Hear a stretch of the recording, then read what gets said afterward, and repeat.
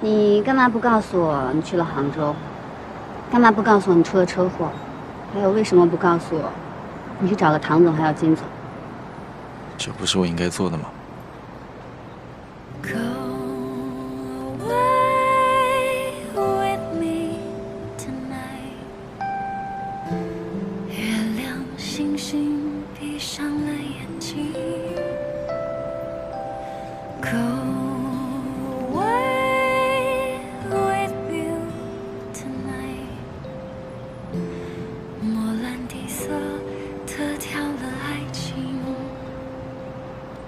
我让你好好配合公关舆论，千万不要让那个禽兽有插进手来的机会。你为什么不听？为什么背后调查委托人？冷静一点。曹俊辉，你别给我说什么乱七八糟的理论。你是控方律师，你代表的是东娜姐的利益。我当然知道我代表谁的利益，避免错误的策略，引发不可收拾的后果，一样也是为了代理人的利益。我们现在没有证据，急功近利。 只会出更大的问题。我怎么急功近利了？事情发生在客房内部，如果说瑶瑶有什么不正当的行为，我们没有任何证据。我们有第三方证人。你说那个段总？对啊。你知道他为什么和瑶瑶发生冲突？为什么？他去了酒店，叫了客房服务，等服务员上去之后，他一丝不挂，毫无顾忌，这叫什么？这叫性骚扰。你傻了吧？这种流言蜚语、泼脏水的话你也信啊？我是多方求证过的。 这个段总的人品不止在天行，行业内的人人人皆知，他有这个癖好。他只要去酒店，就会发生同样的事情。只有瑶瑶当面怼了他。如果你们把这种人的话当作证词，结果会是什么样的？我不管。现在已经第3天了，如果天航酒店再不给回应，我们直接起诉。起诉对我们不利，最好庭外和解。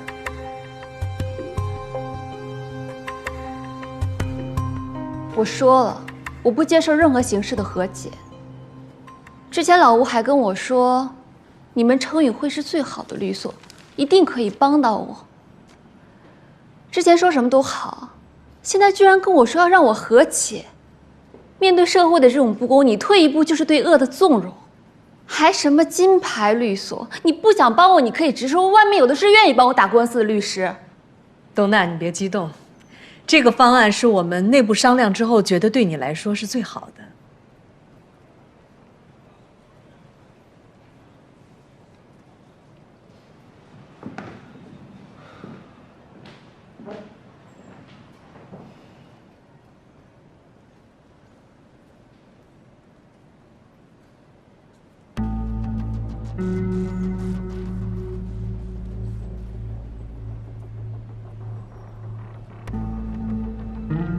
你们还挺有本事的，几天的时间找到这种证据。你们到底是站在哪一边的？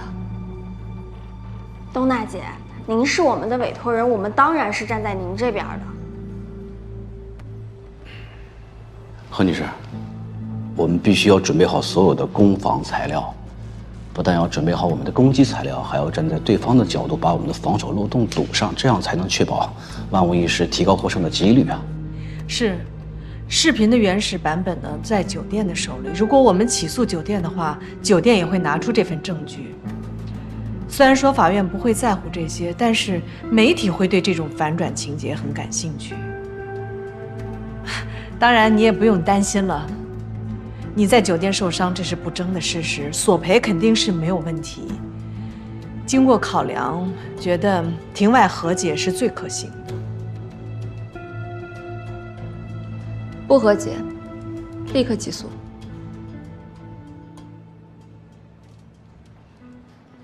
何女士，东娜姐，这样我跟我爸爸再商量一下，咱们改变一下公关策略。不改什么都不用改，一切按原计划走。就算是起诉，最终的结果也只是赔付你的医药费。我们花了这么长的时间和精力，关键是对于你个人的声誉有影响，这是最不利的。这官司不是我要打，是有人非要让我打的。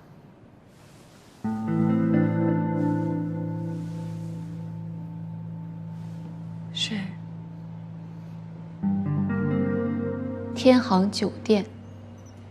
哥哥，你跟那个王杰森说我干什么？妹妹，我怎么能是说你呢？我们是在说这个律所的这个律师的构成，以及针对人才流动一些举措。我就拿你举个例子嘛。你为什么要拿我举例子呢？那我不拿你举例，我拿谁举例呀？只有你是最好的例子呀，生动、鲜明、活泼，对不对？你都跟他说什么了？你放心，他怎么问我怎么说。哎呀，我告诉你，我这个人的思路是非常清爽的，对吧？你了解的。你的事情我一定讲好的说呀。啊，聪明有才华是吧？先生呢是商业精英，对吧？为了事业，两人宁可两地分居，但是彼此依旧忠诚。这个爱情事业双丰收，职业女性的优秀典范嘛，对不对？老乔，你这个人呢，千万不能被俘虏了。敌方都不用用刑，该说的不该说的，你肯定都说了。你看，你不能这么说我这个人的嘴是很紧的，对吧？再说了，王总，你怎么能是敌军呢？友军。何东娜的案子咱们不一定代理呢，怎么就成友军了？为什么呀？人家只是派了一个人来做深度调查，从调查到投资中间隔着10万8千里呢。这案子咱们要做不好的话，人家老公还能继续给咱们投钱啊？那可不一定哦。哎呦，王总来了，快，请坐。哎呀，我记得秦律师当时跟我说，无论客户是受害人还是施害人，律师都会一视同仁，这是律师行业的本分。而作为我们投资人来说，考虑一个企业或者一个项目是否值得投资，唯一的衡量标准是它的盈利潜力和发展前景。而且据我所知，胡太太跟你们唐总好像聊得很开心，并没有任何不顺利的地方。所以我就不明白，秦律师为什么对这个案子这么没有信心啊？难道是知道一些什么事儿不方便说吗？不知道啊，这不是我的案子。这边请。唐总，留步吧。东娜，一切按照我们约定的方案继续，你就放心吧。吴非，替我送送东娜。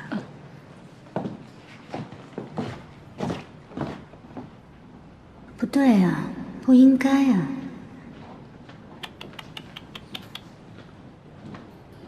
看到了吗？一切顺利啊！啊，您找我有事吗？有啊。那正好，你们聊，我去忙了。老乔，你别走。王总找我肯定是公事儿，跟你有关的。我找你是私事儿。你看，行，那你们聊啊，我先忙。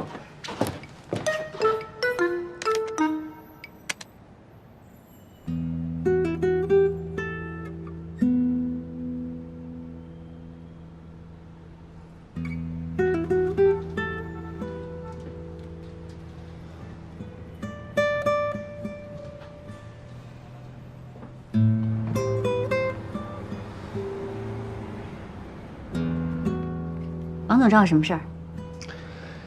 秦律师，我觉得很久以来你对我都有很大的敌意，我能知道原因吗？哪有啊！您是我们的潜在投资商，我怎么会对您有敌意呢？不对，在我眼中，你是一个很有态度、敢说敢做敢担当的女人，说客套话可不是你的风格。未来我们俩要相处很长一段时间。所以我希望秦律师在我面前可以始终保持坦诚。哎，坦诚可不适合做单方面的要求。当然，我也会对你秦律师知无不言。那就麻烦王总告诉我，当年让杨华投资海波生物的人是不是邱建祥？是。您当时说好了要为他作证，为什么责任最后都推到他身上？果然是律师啊，提的问题就是跟一般人不一样。麻烦您回答我。道理很简单啊，就算当时我说了，事情也不会出现任何转机的。我们这帮人终究是要靠邱总吃饭的，保住邱总，我们才会有更好的前途。再说了，手下人替老板顶包这种事情也有发生过。况且邱总对我们非常好，要是没有邱总，谁会知道我王杰森是谁啊？又有谁会让杨华这么一个小孩去操盘呢？我们这个行业就是看上去光鲜，终究逃不过绩效二字。杨华当年就是太年轻了，想不明白这个道理。把这么无耻的事情说得这么冠冕堂皇，佩服。我想以秦律师的聪明才智，应该不会不明白这点吧。我不为我当年的所作所为为荣，但是我只能说，如果让我再重新选择一次，我依然会这么做。好的，我知道了。您没事了吧？有啊，还是那件事儿，我想请秦律师吃个饭。哦，如果你担心杨华吃醋，可以叫他一起。哎呀，本来我就是想邀请你们俩一块儿的，诚心诚意的邀请。我也真心诚意的觉得没这个必要。秦师，杨华在我们投资领域是个天才，你觉得把这么一个天才天天让他窝在家里不工作，是不是太可惜了？我是真的很想帮帮他。谁说杨华没有工作了？他忙着呢。秦师啊，其实我们这个投资行业呢，说大不大，说小不小。我所知道的事情比你想象的要多得多。哎，我一直想不明白一个问题，你为什么非要把一个不上班的人包装成一个精英呢？这对你到底有什么好处？难道只是要单纯的满足你的自尊心吗？哦，虚荣心。后来呢，我又听老乔跟我说，说是你跟杨华在国外结了婚，还生了个孩子，那我就更想不明白了，为什么你要撒这么多谎？我这个人呢，就是爱琢磨事情，这些问题就在我脑海之中，永远挥之不去，百思不得其解。哎呀，我该问谁呢？要不我去问问你们唐总。王总，我觉得这件事儿你有误会。哦，是吗？有误会啊？可能吧。秦律师，你放心，这是我们两个人之间的秘密，我不会告诉任何人的。时间你定，地方我选。不过这次千万不要放鸽子了，否则我会生气的哦。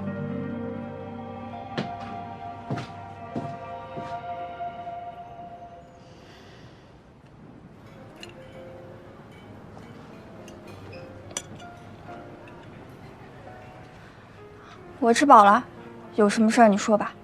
还生气呢？你不是做什么都是对的吗？我生什么气？我不打算做合同大的代理人了。为什么？现在案情进展到这个局面，交给别人做可能会更好。你傻了？如果这个案子不是你来做，我何苦让诺娜姐来成语会呢？知道，你为我好。只不过不行，这案子必须你来做。现在局势这么明朗，是个铁定会赢的案子，你为什么不做呢？我跟我爸费了这么大力气，不是为了别人，都是为了你。你笑什么呀？这不是什么复杂的案子，我手上大案子多的是。我之前看你挺聪明的，现在怎么傻了？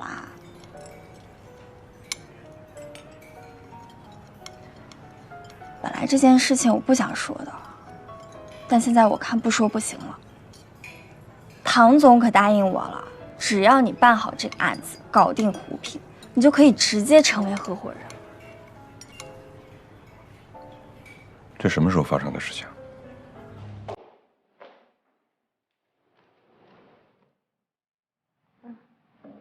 谢谢。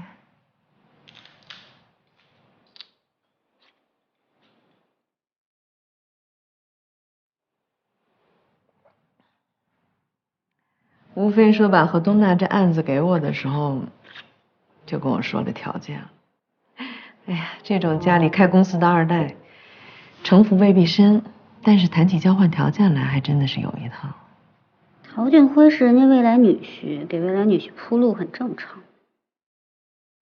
是啊，陶俊辉能娶到这样的老婆，绝对是他的福气，前途不可限量。你怎么想呢？你怎么想的？你这个问题具有误导性啊。不是，我去查何东娜这个案子的线索，我可跟你说过了，我没乱来。当然，我知道。所以我跟陶俊辉走得近，是为了完成你交代给我的任务呀。没错。不过你们俩人真的是一刀两断，干干净净。不吃回头草，看不上那个老草。哎呀，那就好。做事业的人呢，最怕在感情上栽跟头。这种事情不论男女，你看那些大企业的老总，一个赛一个都跟人精似的。谈起生意来思路敏捷，避过多少坑，趟过多少雷。哈，好不容易奋斗到40、50岁，功成名就了，结果遇到那些二儿郎当岁的小姑娘，完了，没爱过，没玩过，那种在感情上没见过世面的底子就全都暴露了。可不是嘛，这种离婚案子少说我也经历了400、500起，看都看够了。你看别人当然容易了，淹死的都是会水的。你以为这种坑只有男人会跳啊？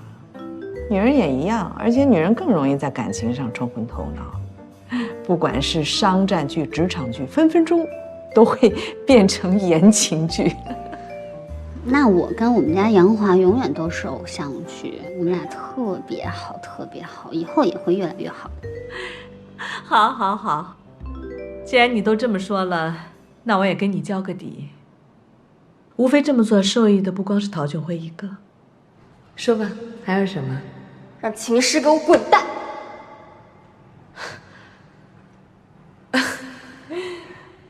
你笑什么？你就说你同不同意吧。何东娜这个案子，我们能收多少代理费，你是知道的。但是你知不知道秦师1年能给程运辉挣多少钱？一个这样的案子，你让我自断一员大将，这种生意换做你，你做不做？何东娜的案子是个钱财，你知道她老公是什么人？什么人？是你唐总现在最想要的人。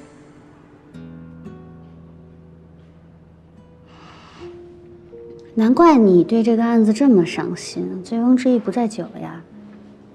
所以你答应人家了？哎，咱们认识这么长时间了，你还不了解我的为人吗？我最不喜欢玩办公室政治那一套，最讨厌在背地里给别人挖坑。既然他想搞你，那行啊，那我得给你一次反击的机会啊，不然对你多不公平。呵，所以你让我去接近那王杰森？人家吹的是枕边风，我吹的是西北风，能比吗？再说了，我可干不了出卖色相这种事儿。什么乱七八糟的？何东娜要离婚了。何东娜要离婚了？真假的？在谈条件、签协议，不过似乎好像他一直都不肯松口。委托的是4大律所的梁卫红。梁律师啊，那这事应该是真的。难怪王杰森跟我说，何东娜的案子跟他们考虑投不投资没关系。这你懂了吧？那你还要我换人去对接王杰森吗？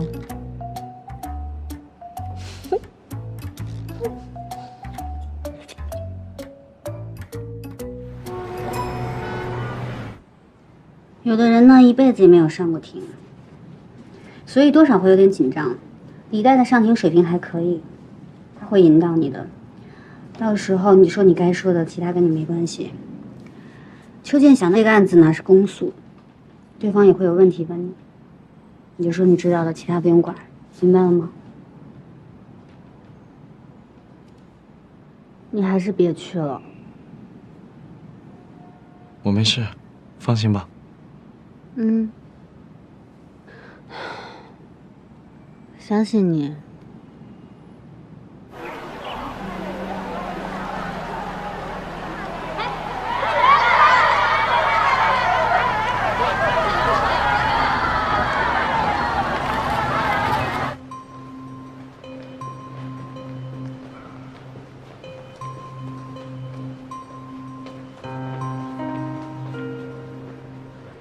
请证人上庭。杨华先生，根据你的个人简历看，你之前就职于加拿大恒利金融有限公司，请问，当时你的职务是？基金经理。专家证人的身份，公诉方认可吗？不认可，两人是上下属关系，因此我们怀疑证人的证词的公正性。本庭给予认可，请专家证人陈述你的观点。起立。本案的争论焦点在于，姚瑶作为酒店管理人员，是否对住店客人尽到服务义务，是否存在侵犯消费者权益的不当行为。本案争议的焦点在于被告人是否有正当的理由做出抛售其管理股票的决定。只有熟悉他操作思路的人，才能够做出正确的回答。被告人做出减持美美医疗的决定是正确的。你手上的伤是被何东娜女士咬伤的吗？是我不好。当时我接到通知去套房，看见姚经理跟客人吵得很厉害，姚经理叫我帮他拉住客人，可能是我拉的时候用的力气稍微大了一些。小童，你别胡说啊！被告，不要影响证人的陈述。根据你提供给我的美美医疗企业分析报告上的数据来看，我得出的结论与被告人是一致的。医美行业人员的流动性是非常大的，但这份报告上面却显示，美美医疗的销售额持续3年超过了50%以上的增长。这么好的销售情况，不应该出现人员负增长。所以，对我当事人的指控是子虚乌有的。当天接到姚经理的电话，让我去总统套房，说有客人情绪激动，大吵大闹。到了现场就发现客人身上有伤，姚经理就让我尽快把客人转移走。那为什么之后客人没有被送到医院呢？客人情绪比较激动，说车上不舒服，要下车缓缓。客人下车以后，姚经理也下了车。之后他跟我说，客人不愿意上车，已经联系了自己的助理。杨先生，按照你刚才的分析，这只股票的拐点会很快出现，对不对？我们争论的焦点只在于这样的数据是否可以支撑我当事人的预判，以及他做出决策的合理性。投资股票本身就是有不确定性。你们还有什么要补充的吗？没有了。我这还有，法官，我这里还有一份证据，酒店送客人的车上都装有行车记录仪，当天晚上真实的情况都被记录下来了，只要看录像就能知道真实的事情是怎么样的。被告律师，你是要提交新的证据吗？对。法官大人，我们没有新的证据需要提交了。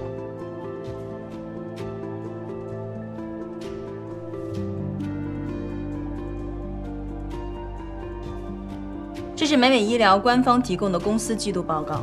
美美医疗并没有发生17%的裁员，而是增加了17%的人员。杨先生，请问你看到这样的数据报告，会减持股票吗？在当时来说不会，因为这只股票不属于蓝筹股，它的盈利是爆发性的，在没有出现任何的利润拐点指向性数据面前，如果要减持，应该是最近。我没错，有人篡改了我的数据，我没错，法官，我没错，冷静，我没错呀。由于出现新的关键证据，我们申请延期开庭。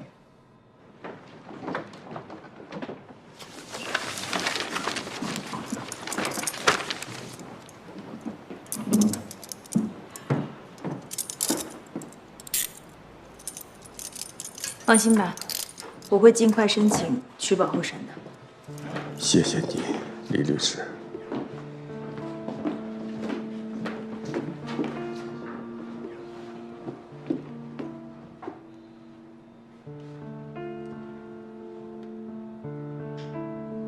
谢谢。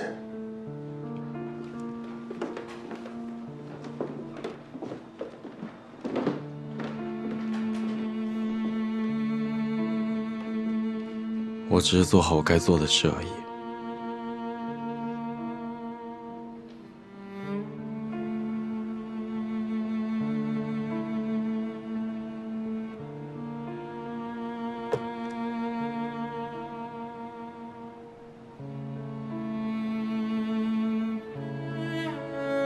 你等等再走吧。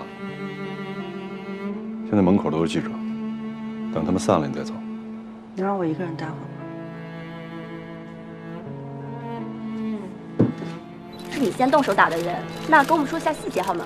稍后我的律师会带我。他们的案子也是今年开庭的。那后续你们有什么安排，给我们大家讲解一下。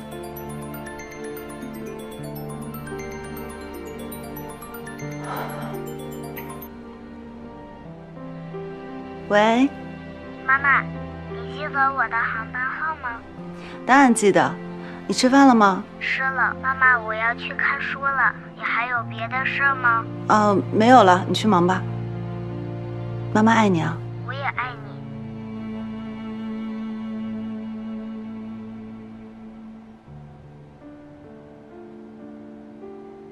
姚经理。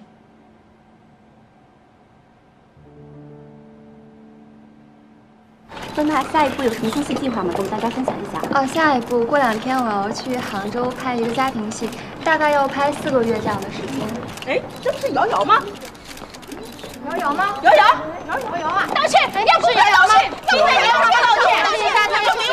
你们认错人了，我不是你们说的什么瑶瑶。不是瑶瑶。不是瑶瑶，不是吗？你干嘛指着我鼻子骂？哎，还有你，别拍了。你是哪个单位的？拿我照片想干什么？别说话，别回答。不好意思啊，不行啊。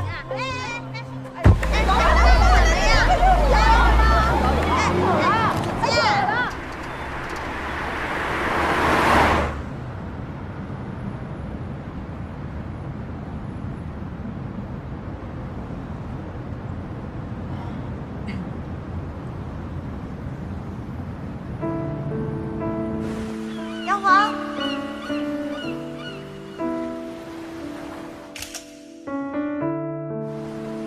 你看，好看吧？哎，我们去那儿照吧，我觉得那挺好的。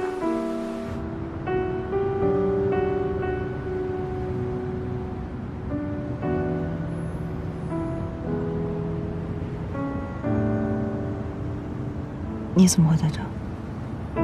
他们应该知道你家的住址，安全起见，你还是先去一个别的地方待一会儿，晚点再说吧。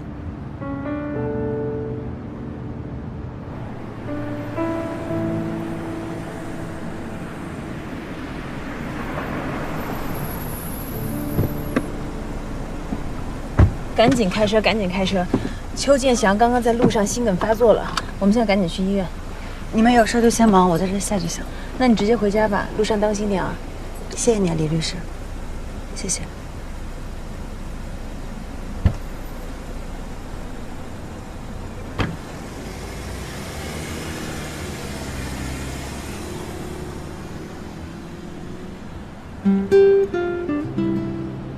瑶瑶，瑶瑶，听我说，2年就2年时间。2年？你要在加拿大待2年啊？那你能辞职吗？你能放弃你现在得到的一切吗？你能保证邱建祥不会逼你跟他女儿结婚吗？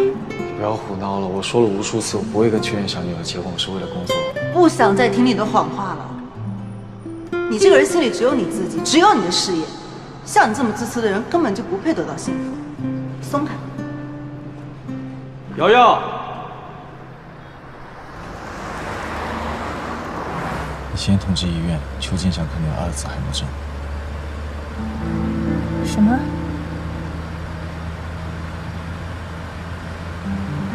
你怎么知道？王总，杨华这个人呢，脾气不太好，那么多年前的事情他还一直记着，心里面也过意不去，所以我就不拉着他出来了，免得辜负您的好意。我在这儿呢，就拿果汁代酒跟您赔不是了。秦律师，你这个赔不是的含金量好像不是很足啊。咱们来日方长嘛。这些天呢，您对律所也有些了解了，您看看还需要我做些什么吗？秦律师是在探我口风吗？没有，主要因为我们唐总呢，对于胡总也特别重视。我想生意嘛，也不是强买强卖，大家要你情我愿嘛。秦律师啊，这个问题我现在还不太能说。王总，您还真是谨慎呢。那您再慢慢看看呗。我倒是很想聊聊秦律师你。聊我？哦，我知道了，是您之前提到那件事吧？那我在您面前就不遮遮掩掩了。您也看到了，程宇慧并不是一家完全只看个人能力的律所，有好的能力加上客户资源，在这里才会更有优势。秦律师，我十分欣赏你的胆识以及手段。你现在做的这些事儿根本就不算什么，我撒过的谎比你多了去了，所以这更让我觉得你是一个值得聊的人。以我的专业角度来看，无论从事业还是婚姻上，你的价值都被严重低估了。真的，王总，我可算遇到知音了。那您再多夸我两句吧。等会儿我就记下来，跟我们唐总说去，让他给我升职加薪。哎呦，升职加薪算什么？你秦师是可以干大事的人。王总，我太喜欢听您说话了。您看，您才认识我几天呀，就这么了解我。您快跟我说说，我怎么就是一个能做大事的人了呢？秦律师，你聪明能干，我就不多说了。最重要的是，你是一个有欲望和野心的女人，而且你丝毫不会掩饰你的欲望跟野心。程宇慧这个舞台对你来说太小了，你需要更广的天地。秦师，11楼并不是世界的顶端，比这儿高的地方多了去了。你应该去国外，去外面，去看看顶尖的人是如何生活的。您是让我去国外做律师？哎呦，秦律师，律师算什么呀？啊，哈佛法学院的人够厉害吧？可他们也不过就是个打工的。这个世界的财富，都是掌握在商人手里的。可是我不会做生意啊。你不会，我会啊。王总，您要教我做生意啊？这个等程宇慧的项目考察完毕以后，下一个项目会在苏黎世。如果愿意的话，我可以带你一起去。哎呀，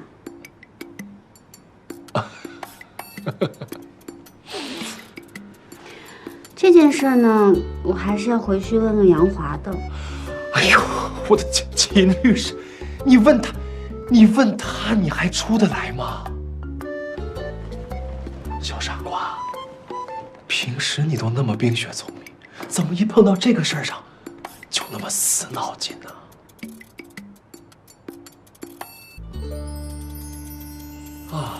我可以保证啊，如果今天坐在这儿听我说话的人是杨华，他会毫不犹豫地选择跟我走。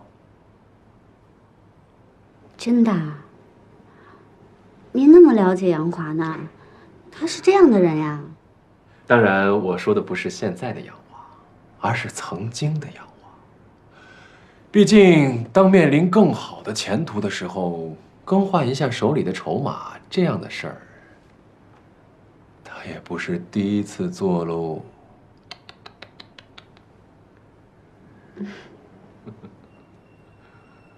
脑部核磁共振的结果已经出来了，病人内液功能已经开始衰退，而且血液检测中艾异辛的有效成分也被查出，说明他这个状况现在已经维持很长时间了。下一步我们的治疗方案是分为2部分，一部分是保守治疗。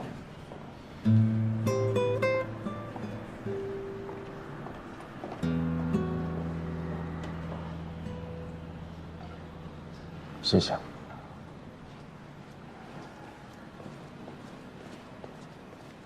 你是怎么知道邱建祥有这个病的？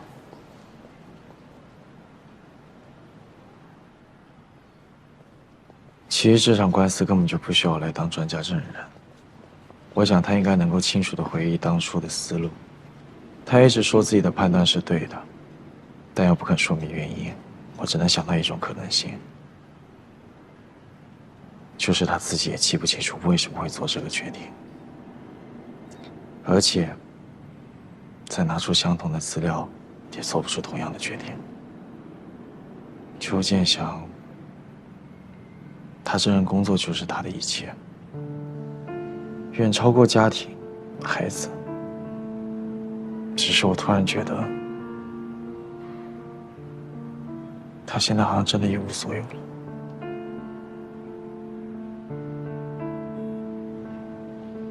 这就叫做福祸难料吧？谁能想到，满身风光的时候，轮回他呢？不过我挺感谢他把我赶出这个行业的，要不然我会继续留下来，恐怕也会变成他现这个样子。不管怎么说，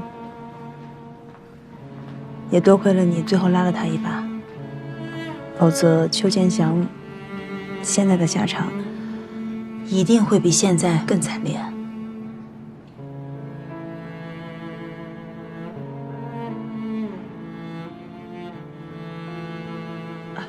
对了，你跟瑶瑶是怎么认识的？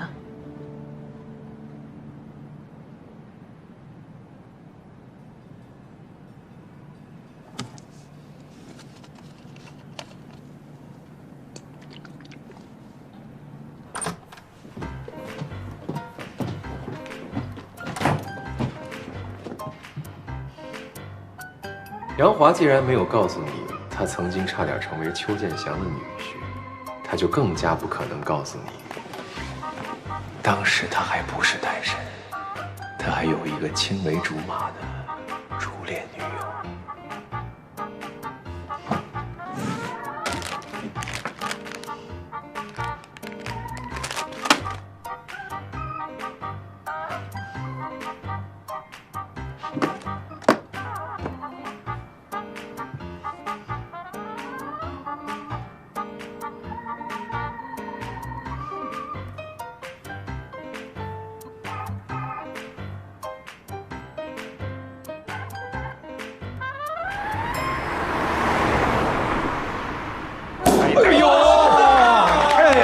小心脏，哎呦我这次一回来就听到这么好的消息，高律师、吴律师，老马辛苦你们了啊！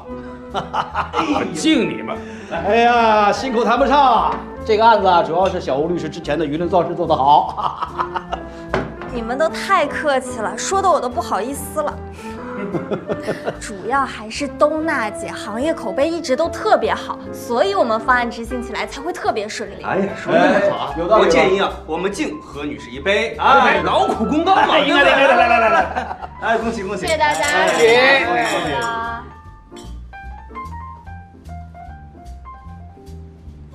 哎，何女士，最近在拍什么戏呢？最近在拍一个家庭剧。哟，家庭剧，老马，家庭剧，你的最爱。什么名字？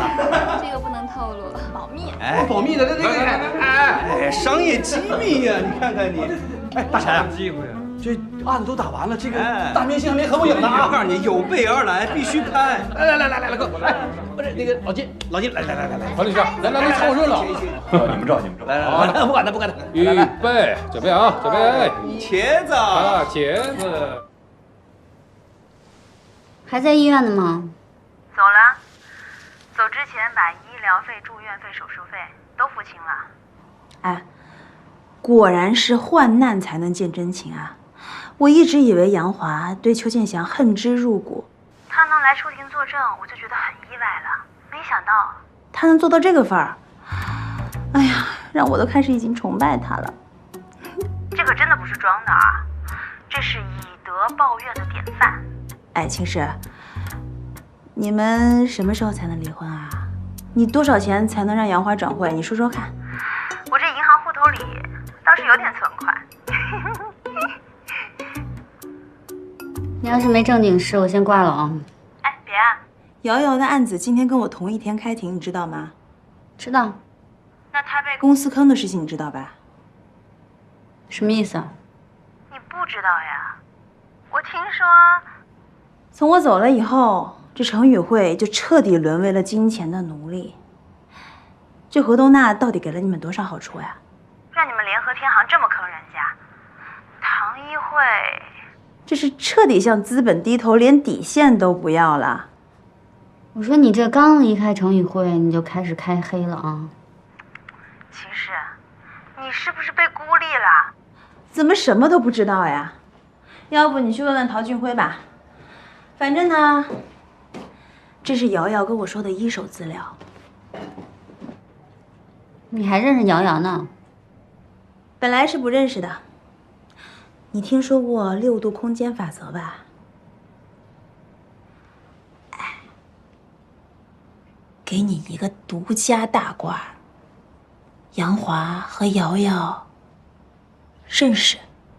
哎，不只是认识啊，他们俩绝对是有交情的，你懂吧？反正你跟杨华也不是真的，说给你听呢，也不算破坏你们夫妻之间的感情。你要是能挖到更大的料啊，一定要第一时间告诉我啊！这瓜我爱听。喂，喂，人呢？哎，不想在了，我准备挂了。哎，别，跟你说个正经事儿。真正的正经事儿。之前不是传邱建祥在金融圈封杀杨华吗？这事后来我亲自问过邱建祥。他没承认啊！我当时还在想，他是不是不好意思承认。后来我怎么想，他也没有必要在这件事情上撒谎啊。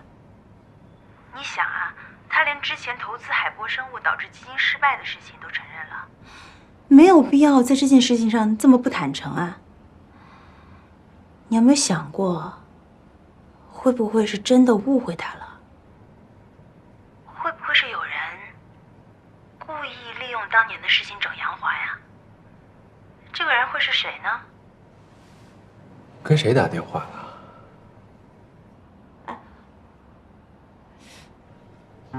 事后我发现一些股票进出的异常，但是一切都晚了。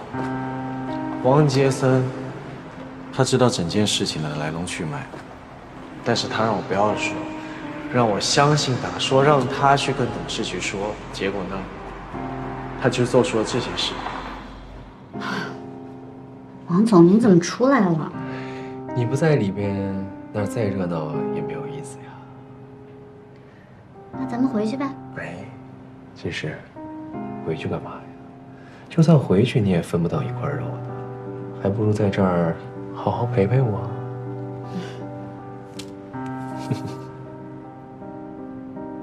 干嘛就是那些，就是那些。大姐张嘴哦，哎呀，经常大人这话不是最后是对你的，我来说是非常政治正确，是不是？是，真的，哎，真不容易。不是，我怎么是漂亮？大陈，哎，对，我得先走了。这才刚开始，什么事儿啊？明天一大早有2个客户，得回去准备资料。什么客户啊？比这生意还重要。他们谈的生意我又不懂，有你在就行。再陪我会儿吧。我又不喝酒，多尴尬。少喝点酒啊。那你路上慢点。去吧。拜拜。前途无量啊，天晴啊，来。程宇辉的投资项目，胡总已经全权交给我负责，也就是说，这个项目的最终决定权在我。1个亿这么大的投资呢，你一个人说了算呀？哎呦，秦师，你真的太可爱了！别说是几个亿的人民币，就算是几个亿的美金，你觉得我做不了主吗？还是好好考虑考虑我给你的建议吧。王总，您真的一点口风都不给我透呀？今天这里的调研就全部结束了，明天我会去你们的杭州分部看一看，接下来就是写报告。要想知道报告该怎么写，那就陪我一块儿去杭州吧。天天工作这么拼，总得要留点时间给自己吧。就当度个假，放松放松。啊，这香水什么牌子的呀？真好闻。等咱俩回头去国外。上次你让我查的出入境资料有结果了。我买一瓶给你啊。小心点。不是说以后要向对老马学习吗？那必须的，咱们聊收着，收着。董娜姐，胡总的事儿，唐总问了我好几次了，你看。没打官司以前，人家都跟我说打官司有多难多难，现在自己经历了一下，反而觉得没什么。你们这个行业果然是利润可观啊！董娜姐，打官司要看天时地利人和，你这个案子属于典型的因势利导，看起来容易，但不到最后一刻，谁都不知道会发生什么。而且俊辉为了你这个案子做了3套方案。不过东娜姐你运气好，其他的方案都没用上。这不金总刚好也回来了吗？他对咱们这个案子法官风格特别熟悉，预估的结果也不会差很多，所以你千万别担心。我一点也不担心。对了，我爸说了，这周末请我们坐游艇出海，你叫上胡总，我叫上唐总他们，怎么样？周末我没时间啊。那我爸说了，这个课一定要请的，你什么时候有空啊？我明天就要去拍戏了，至少要3、4个月才能回来呢。他们还没告诉你啊，这个案子合作终止，我的法务会处理好了。哦，不过你放心啊，我已经跟老胡说了，等他一回来，我马上就通知你啊。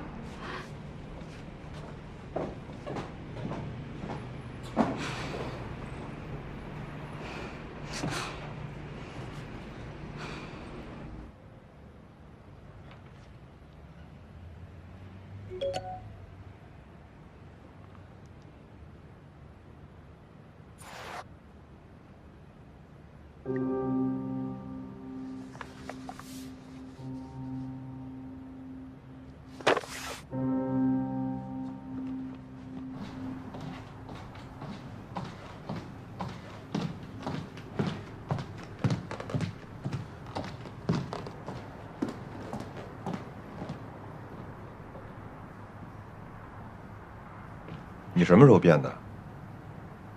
你说什么呢？为了钱，为了股份，为了地位，你一点底线都不要了。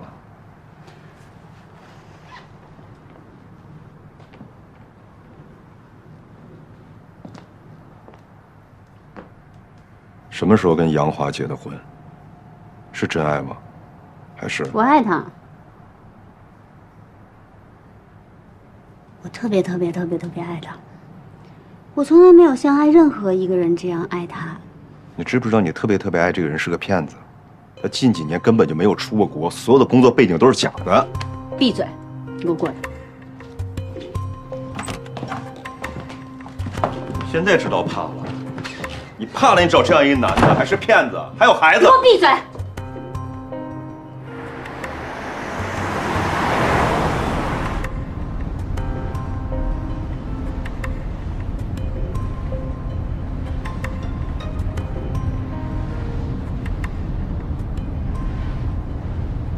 爸，你说他这叫什么呀？好像赢了这个官司跟我们一点关系都没有，他这叫过河拆桥。你别着急啊，冷静一下啊！哎呀，怎么办呀？爸，你可一定要帮我啊！知道了，回来以后我们再商量啊！一定记得啊！放心吧，爸爸一定记得。拜拜。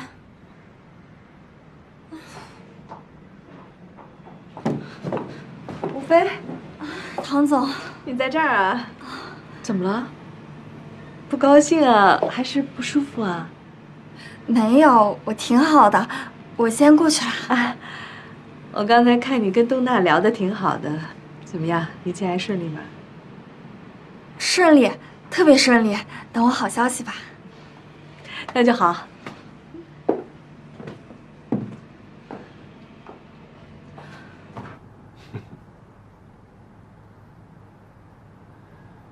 你竟然为了一份工作，就圆这么大一个谎。为了圆这个谎，你居然找一个陌生男的结婚。秦师，你真行。好笑吗？特别好笑。我不只是为了一份工作。算了，跟你解释不清楚。我告诉你啊，这件事儿是个大事儿，你最好给我保密。没这个必要，你破绽太多了，我不查别人也会查的。你凭什么查我呀？王杰森是不是也知道点什么？所以你在他面前才这么委曲求全。这份工作对你来说这么重要吗？重要到你要对这种人，让他占你的便宜？杨华呢？他不是你男人吗？他跟王杰森不熟吗？他人呢？我跟杨华之间跟你有什么关系啊？是时间上出了点 bug， 你用不用这么穷追猛打啊？当初是你们家看不上我。行了，我就不提以前的事儿了。没错啊，我就是要当合伙人，我就是为了我的事业心。我就告诉你了，我从来不会因为自己有事业心、有野心而感到羞耻。我就是要做人生赢家，这样我才能过自己想过的生活，才不用被人挑三拣四的。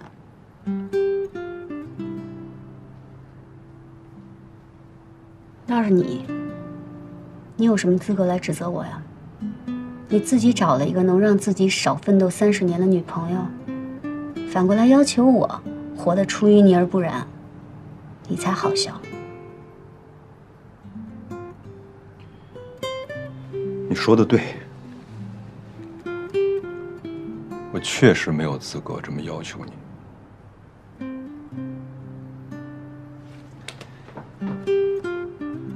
你最好离王杰森远一点，他说什么你也不要信。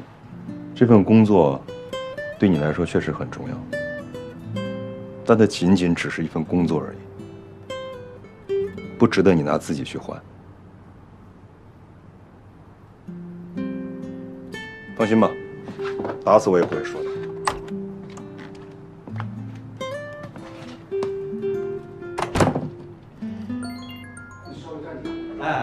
喂，哎，梁律师，你要到我们律所来？啊，我跟老金都在外面呢。什么事儿啊？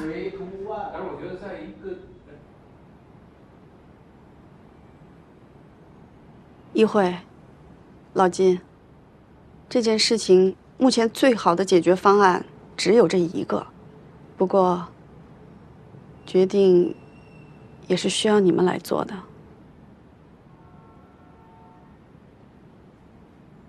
老金，你做决定吧。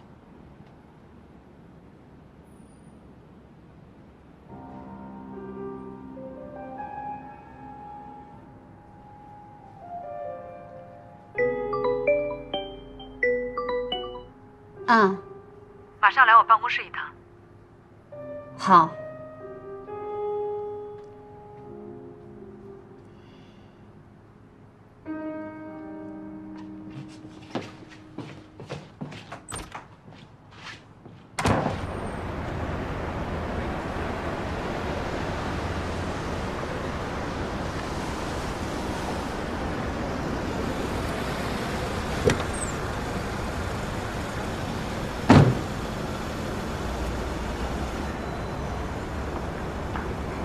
杨华，你没事吧？能有什么事？你怎么来了？我刚下班经过这里，就想接你下班。今天累死了。需要一顿宵夜。想吃什么？想吃肉，好多好多肉。没问题，走吧。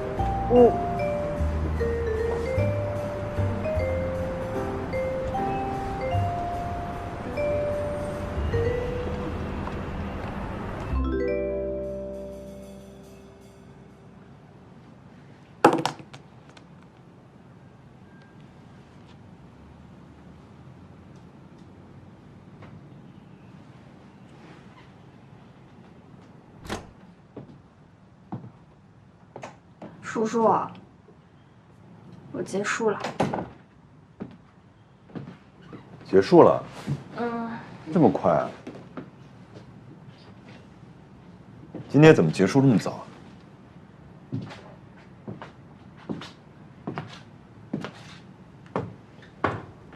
没喝多少吧？嗯，没怎么喝。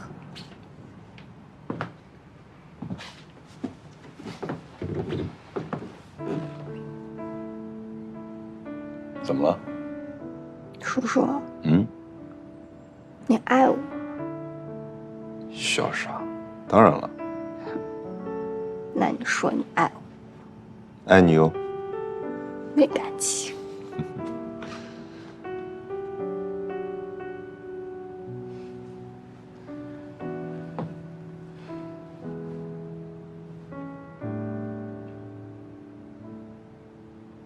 我爱你。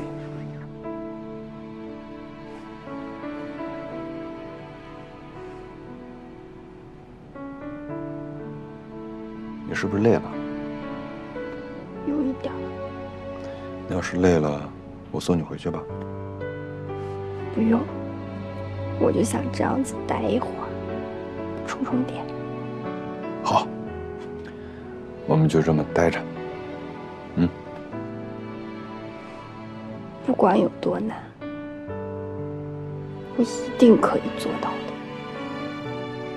我一定会做到的。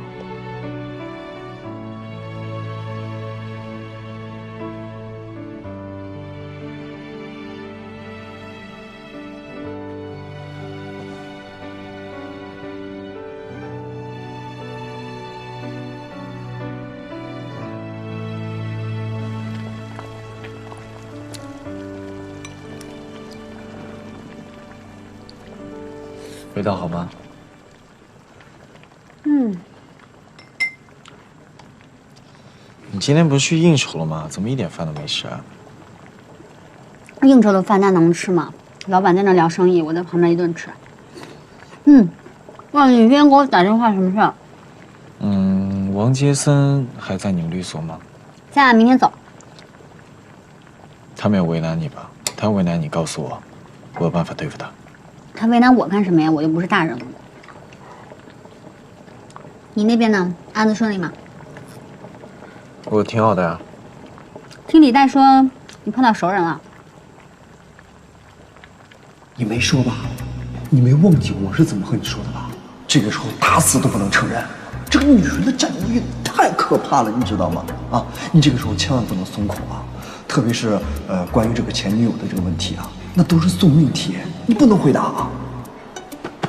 过来人，你得相信我，啊，相信我。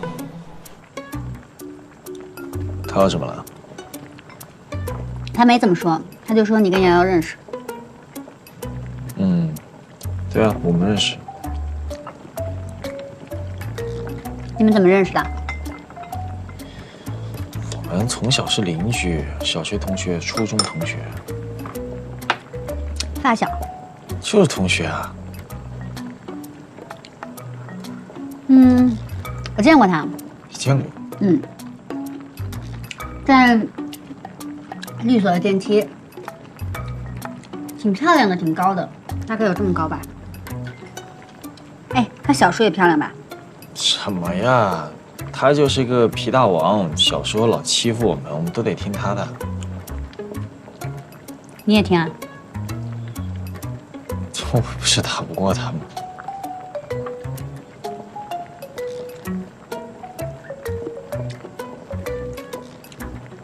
挺好，发小。是蔡亮跟你说的吧？让你什么都别跟我说。今天李代跟我说你从法院出来的时候，看到门口那么多人在堵着你们家瑶瑶，你脸色都白了。李代还替他挨了好几句骂呢，让我记得这个人情。什么我们家的，哪有这回事啊？李律师怎么能这么说话？我看他好好的呀。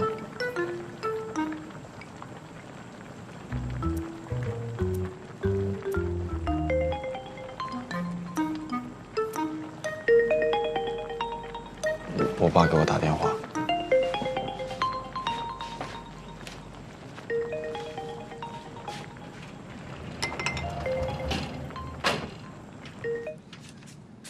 喂，爸。儿子，那个邱总在哪家医院呢？要不我明天抽空去看看他？他刚做完手术，等他恢复一下吧。啊，哎，儿子，你知道瑶瑶的事情了吗？我知道。你知道了？你是怎么知道的？我也是今天才跟你妈从一个老邻居嘴里才知道的。啊，那个小琴知道了吗？我也没跟他说呢。哎，儿子，我跟你说啊，这件事情啊，可不能掉以轻心。你知道，女人呐，对这种事情是最在意的。瞒是瞒不住的，但是也不能贸然的讲出来，你懂吗？所以说我告诉你，儿子，你去找他谈，好好聊，是吧？你实在跟他说不通，你找爸爸，爸爸替你说，啊。好了，挂了。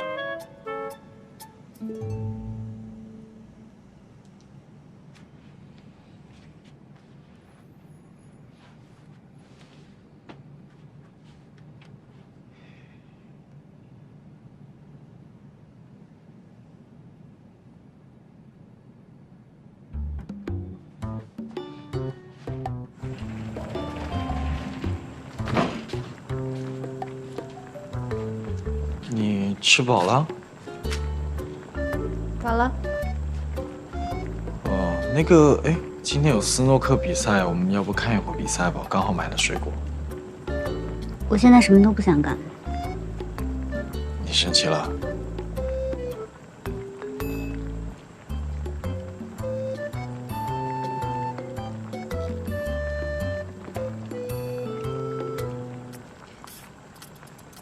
你要是不想聊呢，我也不想逼着你说。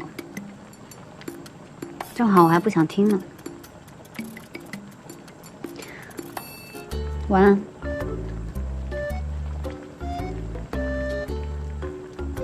晚安。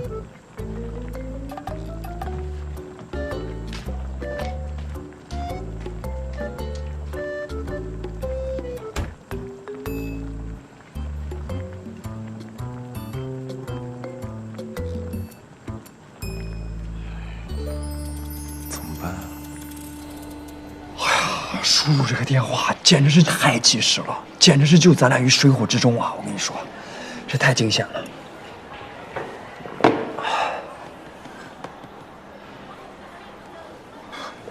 哎，这我没想到啊，堂堂杨华也有怕老婆的时候，也有怂的时候啊。我这个时候我给你记下来啊，你当时还和我说什么怕老婆是低智商的表现，我现在看你智商也不是很高啊。哎，哎，行了，事儿都过去了，以后呢，咱们兵来将挡，水来土掩，以后的事儿以后再说，行不行？我不是在想这件事，我在担心这个王杰森。嗨，秦律师长得又好看，工作能力又强，有人想松松土那是正常的事儿，但是我敢打保票啊，秦律师绝对不会动心的。再说了，他知道你和这个姓王的有过节，他也不会的，是不是？王杰森这个人特别有心机，他特别善于利用别人的弱点。那你觉得，秦律师能看上他？不会。那不就行了吗？啊？我就在想，那个发照片那个人是谁？我觉得这个人的用意更加险恶。我觉得这个事儿呢，他在暗处，你在明处。你到哪逮他去？哎，说不定这就是那个姓王的，他自己找人拍，拿来气你。我回去上班了。哎，等会。哎，老杨，你给我说实话。说什么实话？再看到瑶瑶什么感觉？她现在可单身了。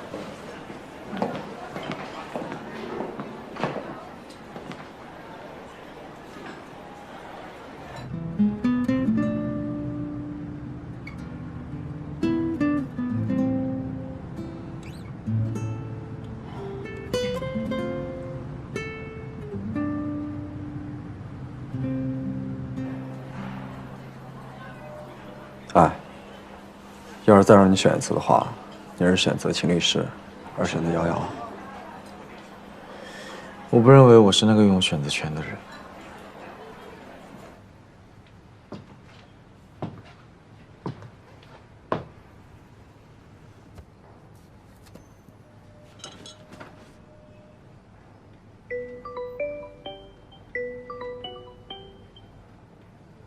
干嘛呀？别去。你是不是闲的？有空管好自己的事儿好吗？你知不知道你去干什么？接待是上面派下来的，我的工作就是完成老板交代的事情。陶律师，律所请你来，不是为了让你来多管闲事的，好吗？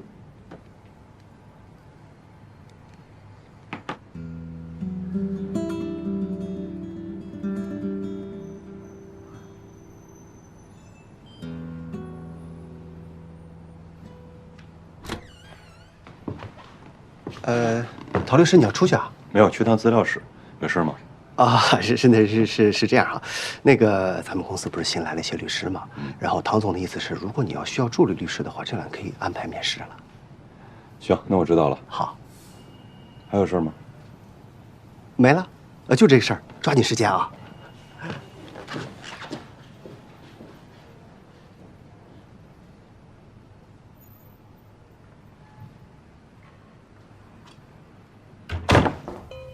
胡总，杭州那边都安排好了。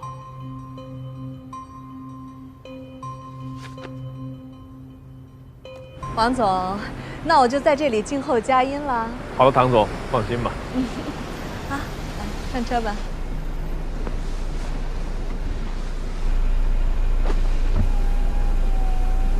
金师，王总就交给你了。放心吧，唐总。拜拜，拜拜，再见。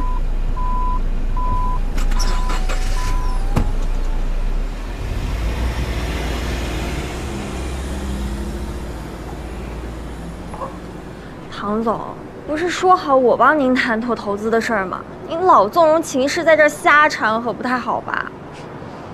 其实他不就是一个帮忙接待的吗？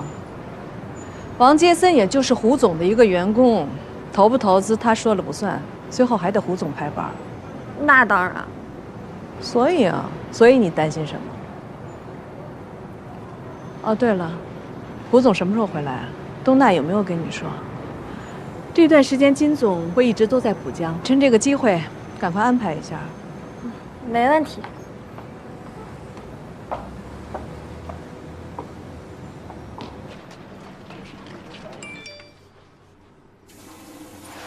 我到杭州了，我给你准备了礼物，晚饭后老地方见。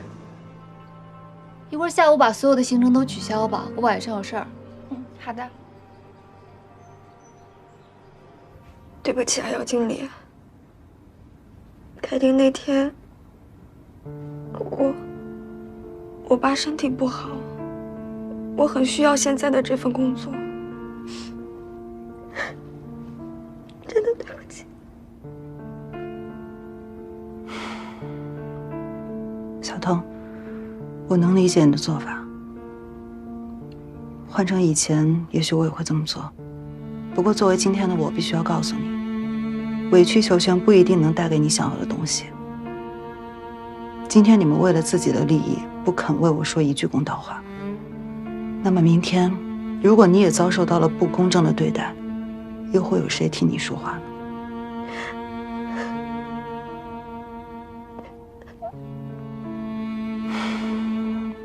别哭了，今天是我最后一天工作，今后呢，你也好自为之。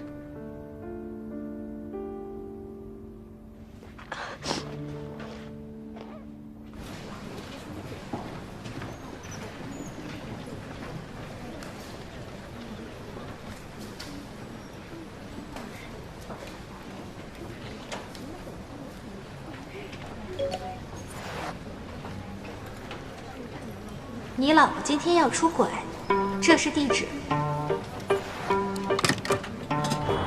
你不是说秦律师看不上那个王杰森吗？啊，你不是挺有自信吗？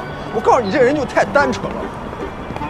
男人什么事都能忍，就这事不能忍啊！你别害怕，有我。上车。什么？当律师有什么了不起的呀？当律师欺负人啊？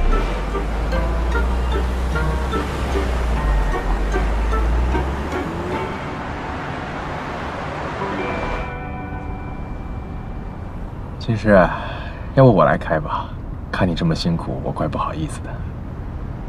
不辛苦，王总，录我时候很快就能到了。哎，怎么还叫我王总啊？叫杰森。知道了，杰森。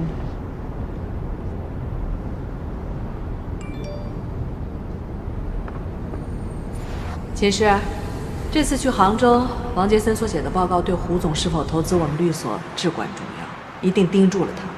这个任务完成了，给你记一大功。你说什么？有人要在我们的酒店自杀殉情，还直播，报警了吗？现在是谁在负责处理这件事儿？谁？瑶瑶？怎么能让他处理呢？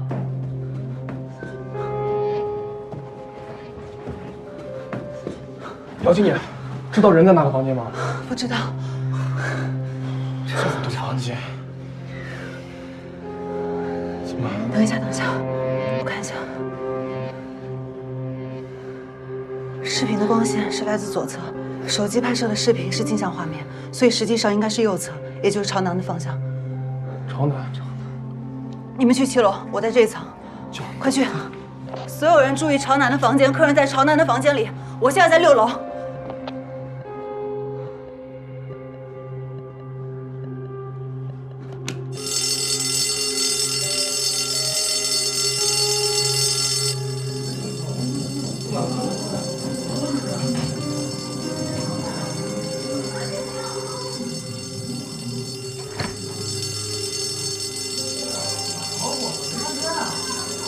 每个房间都认真检查。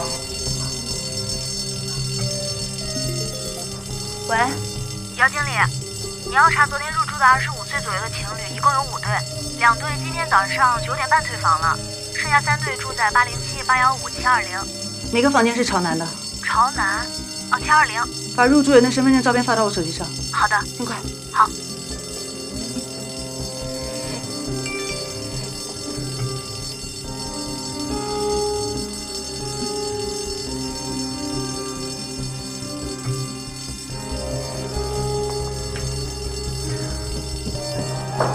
先生，再往下走，大家先往1楼去吧，慢一点啊！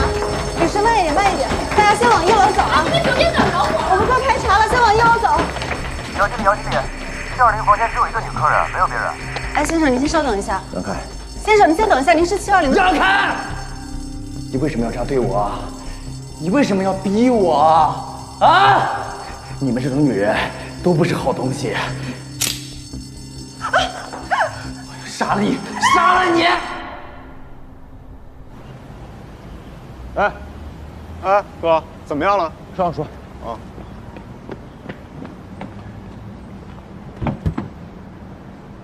怎么着了呀，哥？秦师和王杰森都不在律所。啊？那律所也没有，酒店也没有。那咱现在怎么着啊？这杭州这么大，咱满处瞎转也不是事儿啊，这太渺茫了，这个。有杨华电话吗？你可以有。打给他。这件事他陪同事考察也没什么不妥吧？你是不是傻呀？全律所那么多人，为什么非得让他去啊？王杰森现在掌握这个项目的决定权，全律所那么多律师，让秦师单独去找他，什么目的？你心里不清楚吗？而且现在他们已经失联了，酒店和律所都没有人。王杰森是什么样的人，你比我更清楚。他单挑秦师去见他，难道没有你的原因吗？你想我做什么？你脑子是不是进水了？什么叫我想让你做什么？你该做什么？你心里没个谱吗？走。老杨，我跟你说出大事了。哎，说话呢。出什么事了？瑶瑶出事了。瑶瑶那个酒店有个神经病伤了人，好像把瑶瑶给捅了。你上哪知道的？咱以前有个群啊，我们有个同学做记者的，跑社会新闻。你看。走。哎，去哪儿啊？找秦律师还是回找瑶瑶啊？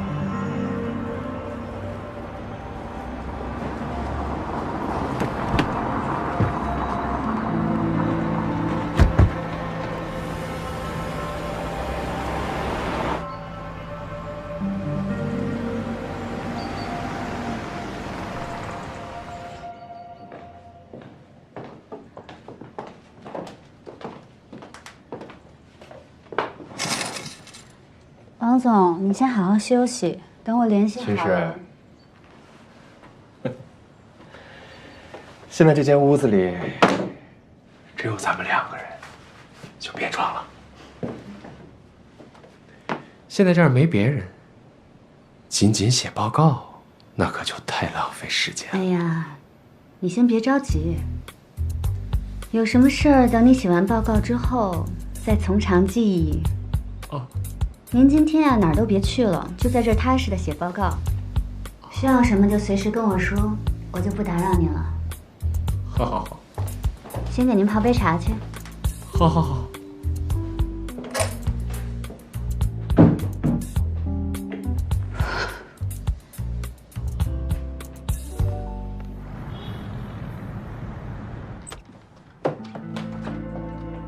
菲菲，何东娜的事情恐怕要出问题。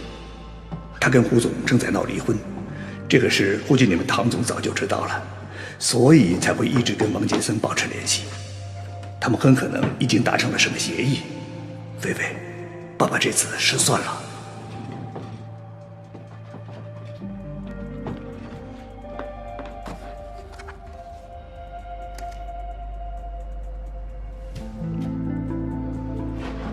那份合约就在我的电脑里，你去找一下。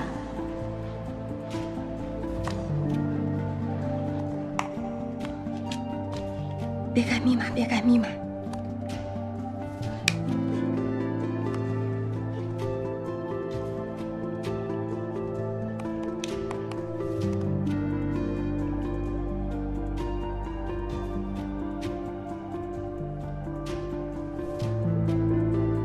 结婚协议。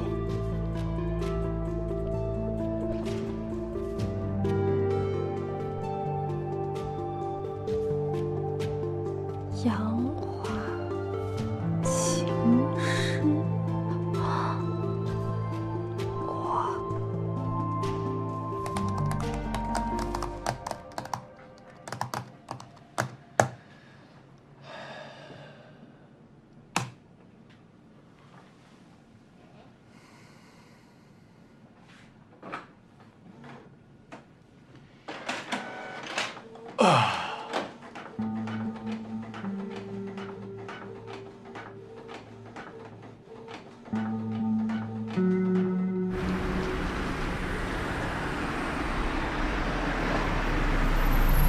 消息准吗？肯定是，下午3点钟就到了。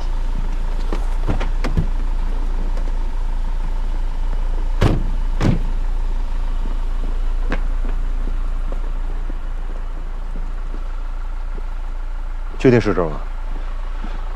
确定是这儿，肯定没错。哎，哥，你等会儿，哎。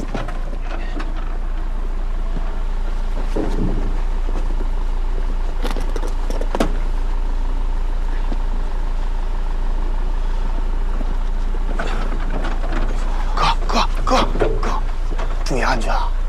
你在外面好好待着啊！15分钟以后我不出来，赶紧报警。行，啊，你可千万注意安全啊！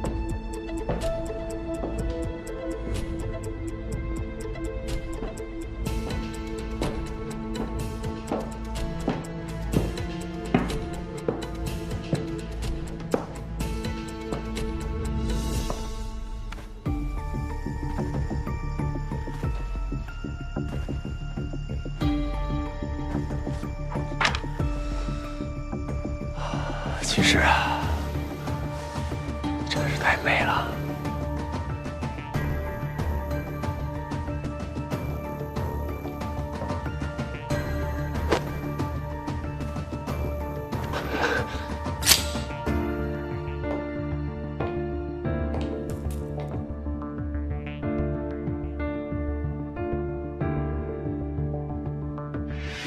其实，像你这么美的女人，就不应该跟杨华那样的小子，你就应该跟我。你只要跟我在一起，我保证让你每天都活在天堂里一般。啊？是吗？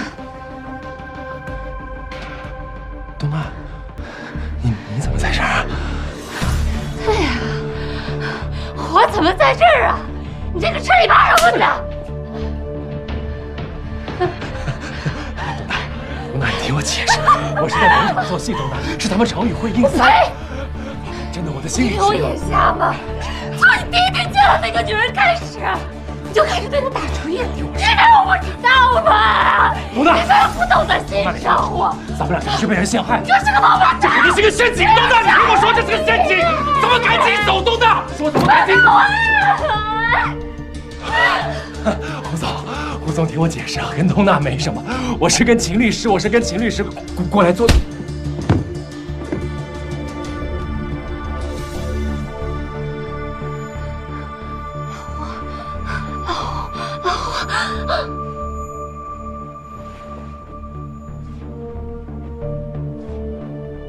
离婚协议说明天我会派人送到你的公司，另外，孩子的抚养权归我，剩下的就由律师跟你谈。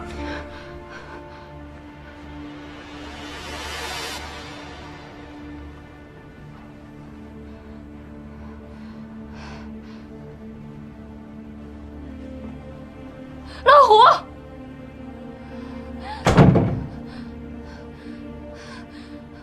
哥，你说这么大房子，咱什么时候才能买呀？猴年马月。哎姐，秦律师，这次真是让你受惊了。不用这么客气，这都是我分内的。我们金总跟唐总都交代了，让我好好配合完成报告。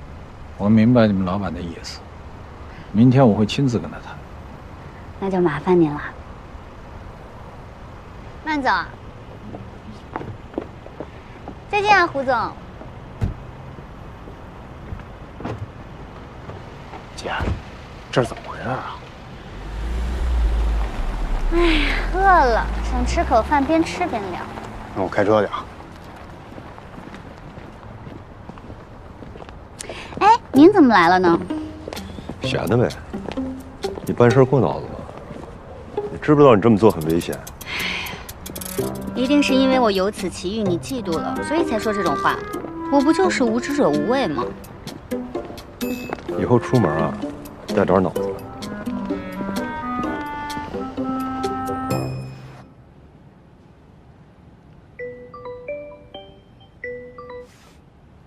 啊，马上来我办公室一趟。好。这套别墅是何东娜瞒着胡总在杭州购置的几套房产之一，房子一直挂在何东娜妈妈的名下。他们平时非常的小心谨慎，这些情况也是我们最近才掌握到的。你的意思是何东娜跟王继森？秦律师，你之前也是打离婚官司的，这种案子应该接触过。这王杰森简直太无耻了，就是个人渣。胡总现在想要跟何东娜协议离婚，可财产分割的问题始终都谈不拢。这何东娜对胡总公司的情况了如指掌，所以胡总才一直怀疑这中间是有人出卖他。但事实的真相却更可怕。夫妻俩有一个孩子，胡总想要孩子的抚养权，可是何东娜却一直揪着不放手，还处处刁难胡总。他有尽到对孩子的抚养义务吗？孩子平时都是由胡总的父母在看护。这些就是孩子平时生活的记录。都是由胡总请的专门的看护还有医生记录的，他们都可以为胡总作证。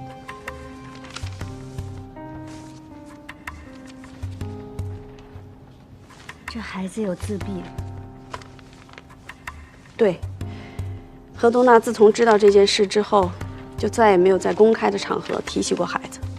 其实他自己啊，已经服用抗抑郁的药物很久了，所以天航酒店的那些事儿，在外人看来，都认为是天航酒店有很大的问题。但是我们都知道，这完全是何东娜会有的状态，她根本就没有办法照顾好孩子。有没有考虑到上法庭，通过诉讼？我当事人的意思是，一旦上庭，那些别有用心的人就会揪着这些事儿不放，孩子的事情到时候想瞒都瞒不住。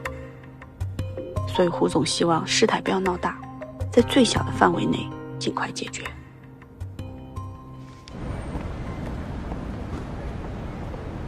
这么说，这都是胡总一手安排的。何东娜以为自己和王杰森的事情毫无破绽，没想到却被胡总抓个正着。胡总大手笔，精彩。我跟你说，人家不能做坏事，不然早晚遭雷劈。姐，然后呢？然后就不能跟你说了，会被起诉的。等着看报纸吧。说完了吗？单买过了，走。哎，舒服。张子啊，你把箱子给我也拿，你送秦叔回去。啊，那我不送你了。哎，今儿谢了啊。客气什么呀？我没做什么。刚子都跟我说了，说你们为了找我忙活一下午。你不会真觉得我能为了一个工作把我自己出卖了吧？你以后出门带点脑子，别什么事都做。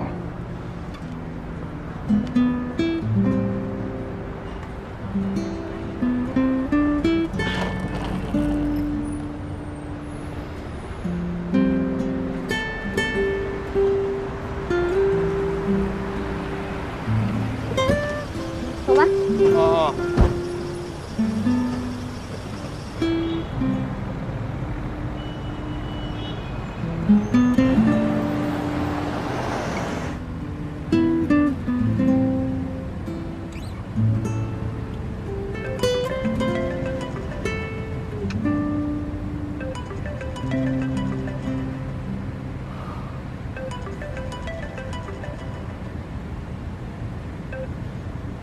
喂，到绍兴了吗？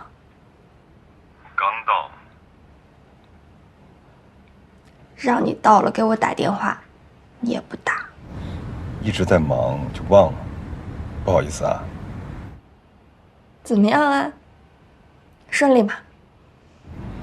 一切都顺利。你不用操心我，你自己早点睡啊。我想你了。我也想你。那你注意安全啊。拜拜。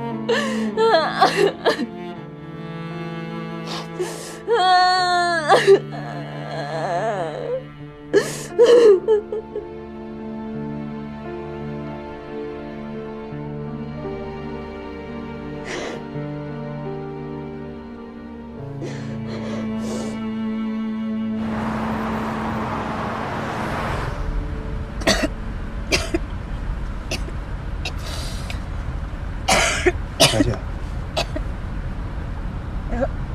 你说陶俊辉给杨华打电话了。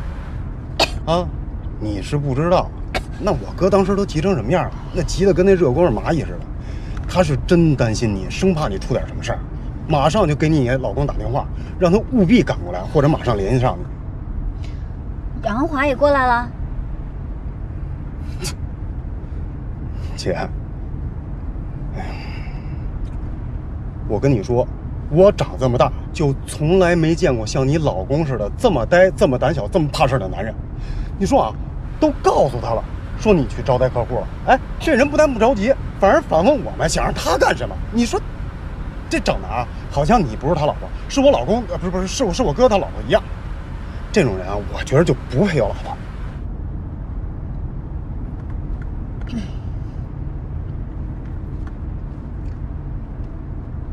姐，这个我虽然不知道你跟我哥之间到底是怎么回事，但是呢，我觉得照这样下去，我哥多半是要吃亏的。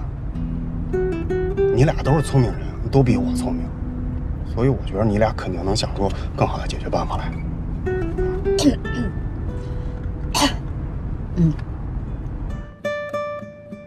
你怎么磕到头了？不小心撞了一下，没事的。疼不疼啊？我看真的没事。吃饭了吗？吃了。去给你洗点水果。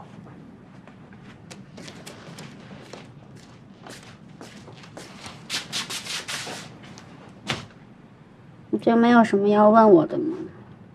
为什么？我碰到陶俊辉了，他都告诉我了。他说你一点也没有担心我，一点也没有着急我。有什么好着急的？你又不会为了这点事真的出卖你自己，你有你的原则。你怎么知道的？我这么见钱眼开的人，谁知道呢？你知道王先生给我开了什么条件？无非就是带你到处旅游，各种买呗。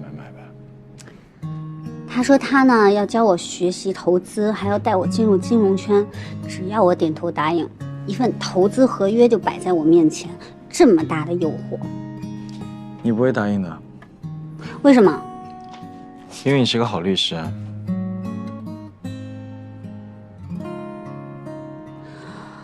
那你真的一点都不担心我吗？一点都不紧张？还是说你不敢来阻止我？这个行业呢，没有比别的行业更干净，也没有比别的行业更复杂。如果你是个投资人，你会因为一个女人而放弃一个极具价值的投资项目吗？又或者说，你会因为一个女的去投资一个没有价值的项目吗？王杰森的企图其实就是为了攻击我，我相信你应该明白。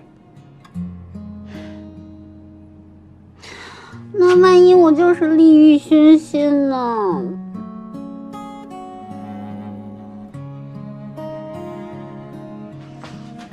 暂时是你的属性吧。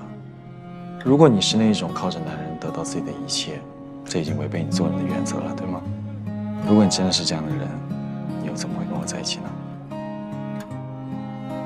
也是暂时属性，我不高兴了，你一点都不担心我，你也不着急，你有没有一点担心？我就一点点，肯定是不放心的吧？啊，吓死了！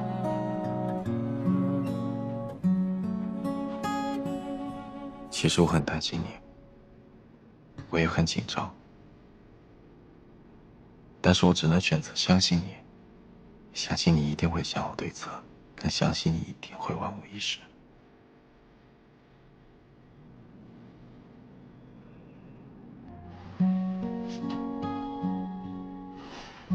没错，我就是一个这么坚强、独立、万无一失的女人。晚安。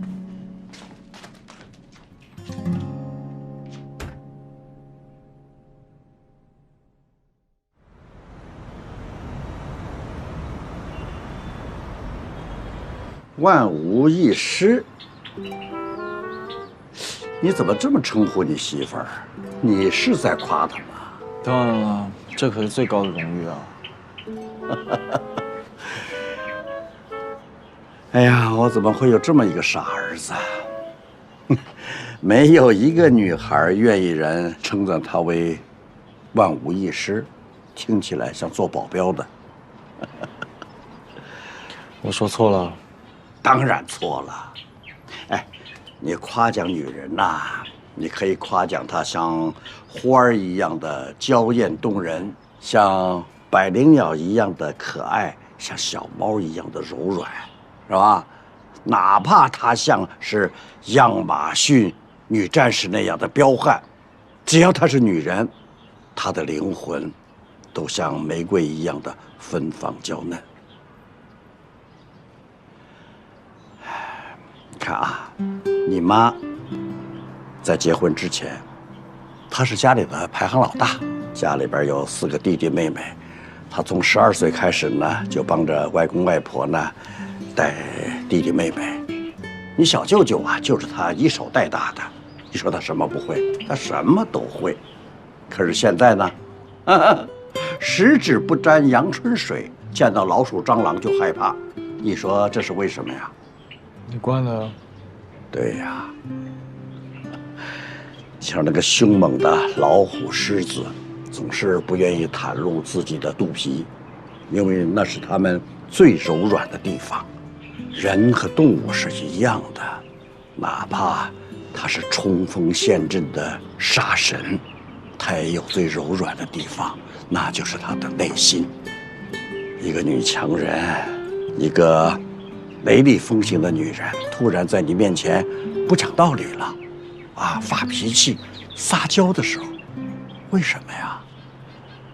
证明我是他最信任的人。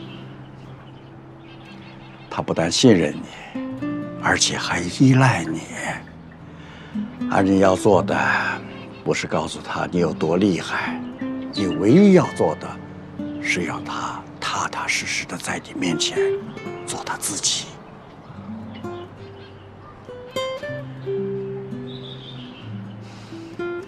爸，还是很厉害。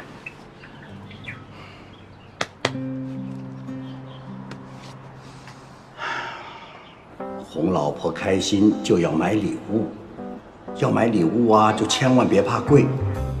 不会表达就多行动，千万不要不舍得花钱。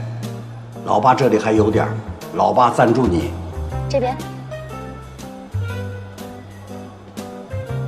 先生你好，这个是我们店里的一个新款，卖得很好的。您是送女朋友吗？我太太。太太呀，那也很合适。她平时上班或者出去玩都可以背，性价比很高的。这包多少钱啊29800。只是一个包，这么贵吗？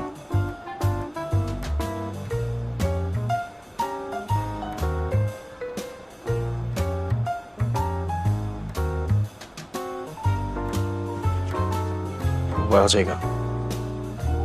哎，曹律师，曹律师，爸找你呢。5分钟之后，金总办公室开会。什么事啊？你没看消息呢？什么消息？何东娜的案子可能要翻天儿。姚经理昨天可是干了件大事儿啊！什么大事啊？让领导亲自告诉你吧。行，那我一会儿过去啊。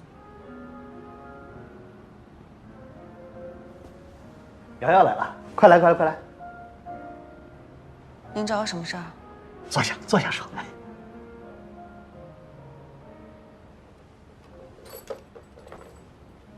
身体怎么样？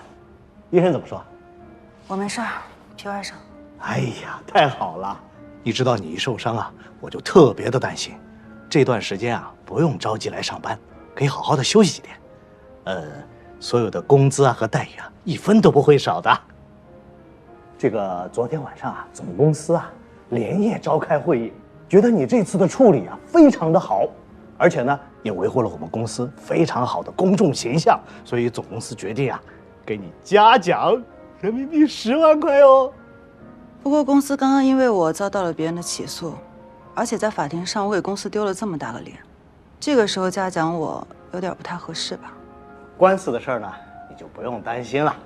你想，你在酒店工作了这么久，你的为人处事，公司还是非常相信的。我们虽然是服务行业，但是我们也不能任由别人颠倒是非，是不是？放心，公司啊会全力保护你的。啊，对了，上次你说的那个视频啊，找到了。什么视频啊？就是那天晚上你们送何东娜去医院的车载监控啊。如果他们不撤诉的话，我们就公开这份证据。到时候谁说的真话，谁说的假话的，就会一目了然了。简直无耻至极！没错，这个女人就是无耻至极。我要求所有负责人公开道歉。应该这样。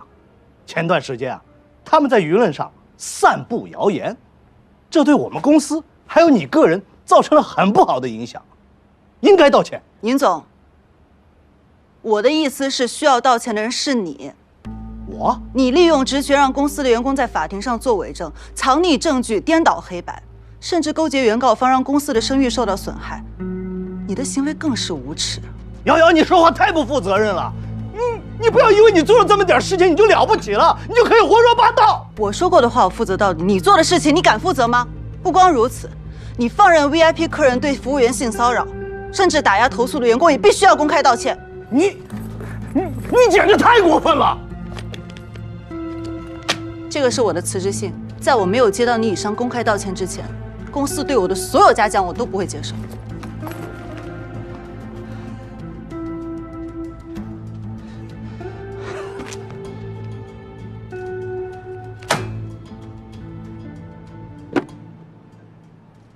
这是礼物。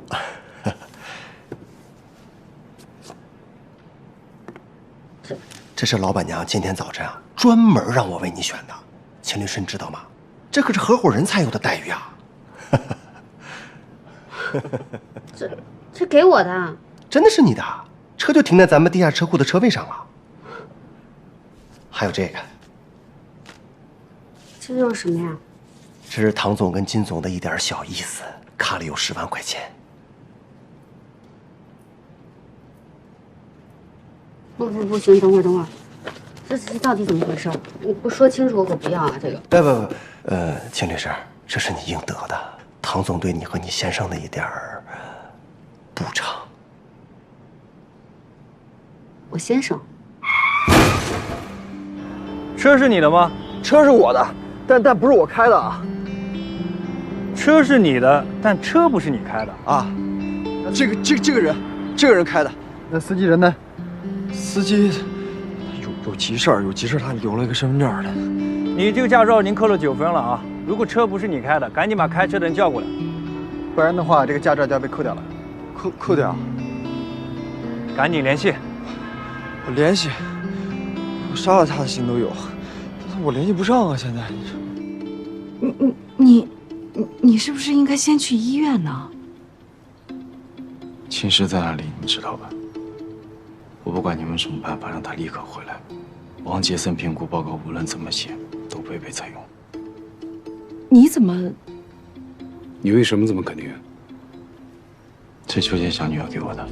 4年前，王杰森做老鼠仓，通过永利21获利的所有证据和档案，其中包括王杰森要挟秋千想购入海波生物的全过程。这些东西明天就会交到胡平手里。你既然有这个资料，为什么不早点交给警察？我对这个成功失败一点兴趣都没有，因为牵涉到秦师，我还没来得及。现在让他回来，如果秦师有什么意外的话，我一定会拼尽全力把你们一起拉下水。我说的。你威胁我们？你听听，他威胁我们，他威胁浦江最好的律师，他是不是疯了？我告诉你啊，你威胁不了我们。哎呀，行了，你就别逗他了。你看他这个样子，杨华，你放心，秦师现在很安全。我先送你去医院，然后路上详细跟你说，好吗？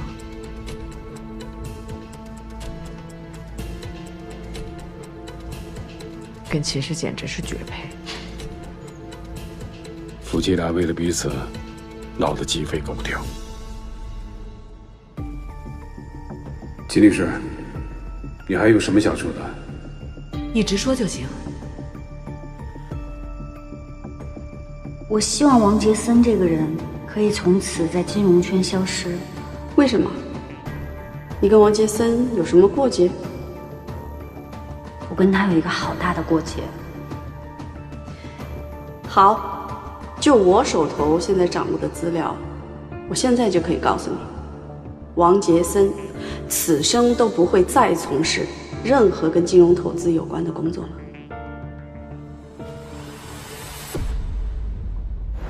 跟着我干嘛？吃饭了，你要去哪呀？吃饭？我去哪儿？我去交通队。我的车还有我的本儿都被扣下来了。哎，我要百忙之中抽出时间去处理一个和我没有关系的交通事故。上一次情况特殊，我们先吃饭好不好？吃完陪你去。我不吃。我告诉你啊，从今天开始，你不认识我，我不认识你，咱俩一刀两断，2刀4瓣。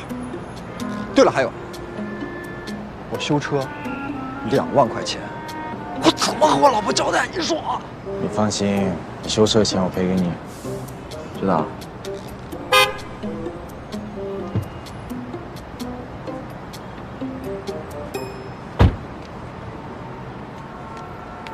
这张卡密码是6个6，卡里的钱都归你，你的车我赔，一切损失我都赔。真的？你看人家秦律师多大方，多痛快。你这个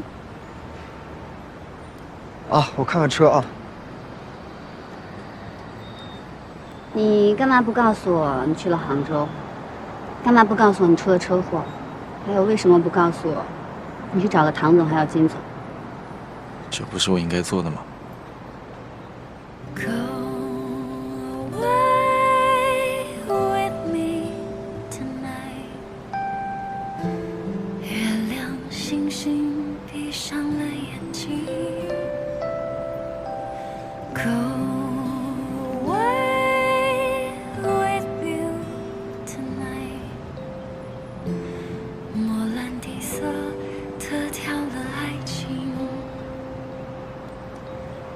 对不起，没能为你做的更多。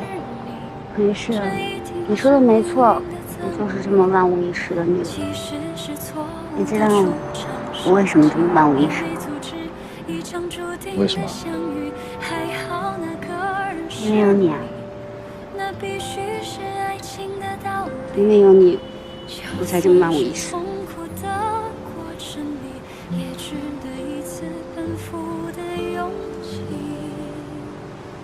这车是你们公司给你的吗？应该的，你立这么大的功，你要什么他们都应该给。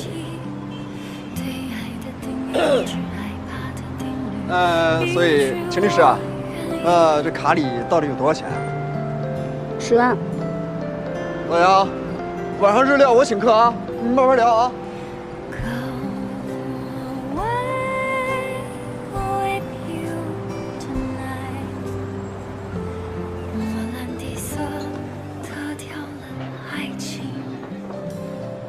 这是送给你的礼物。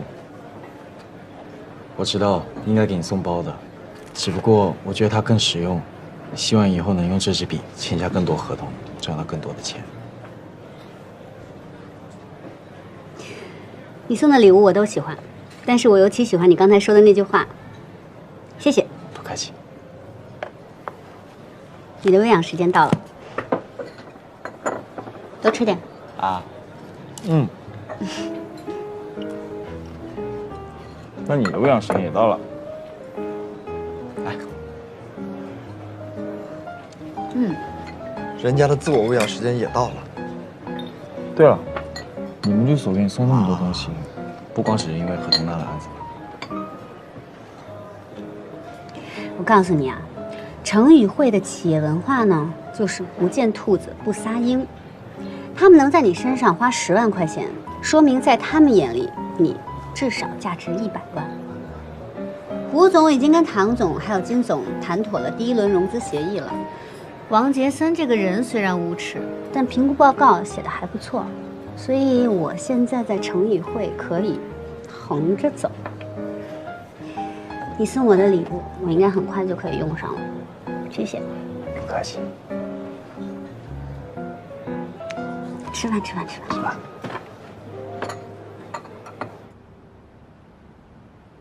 天行并购。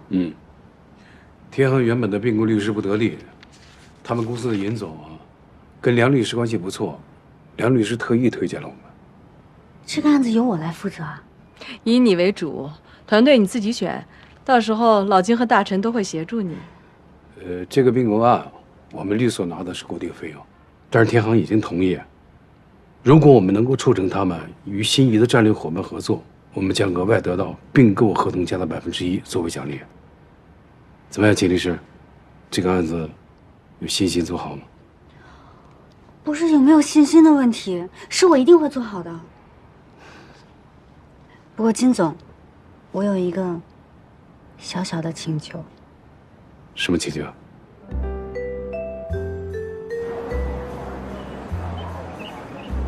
这么说，他们同意了？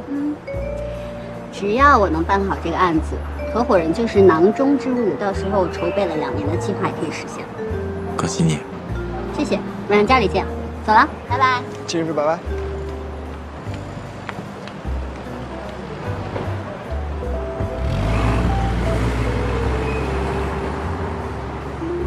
哎，世界上还有真有那么巧的事儿啊！哎，还有，111的事儿你没告诉秦律师吧？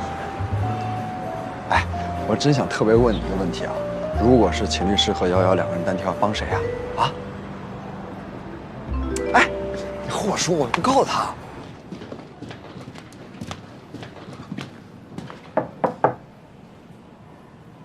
走吧，一起吃饭吧。不用了，我想自己待一会儿。是不是不舒服啊？没事儿，你快去吃饭吧。你要是不舒服的话，我先送你回去。办公室的事儿我来帮你处理。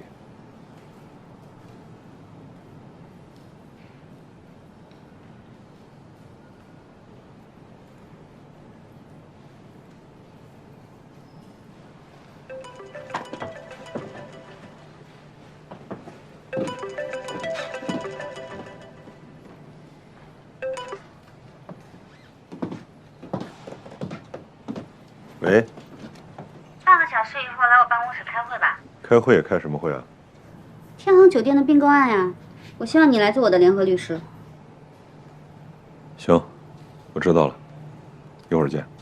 嗯。谁呀？找我开会的，天航并购案交到我们律所了。我问你什么事儿了吗？我问你跟谁打电话？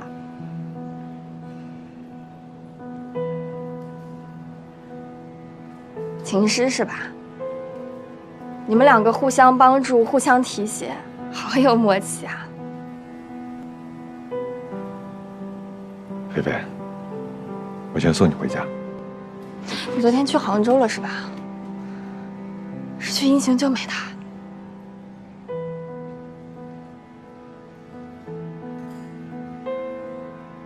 你为什么不说话？你为什么要撒谎？为什么要骗我？陶俊辉，你现在解释都不想解释一下了是吗？我们回家说。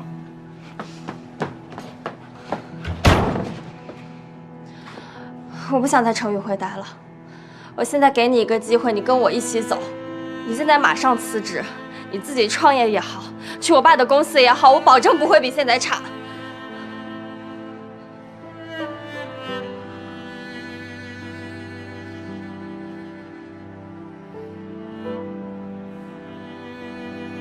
陶俊辉，我给你最后一次机会，你跟不跟我走？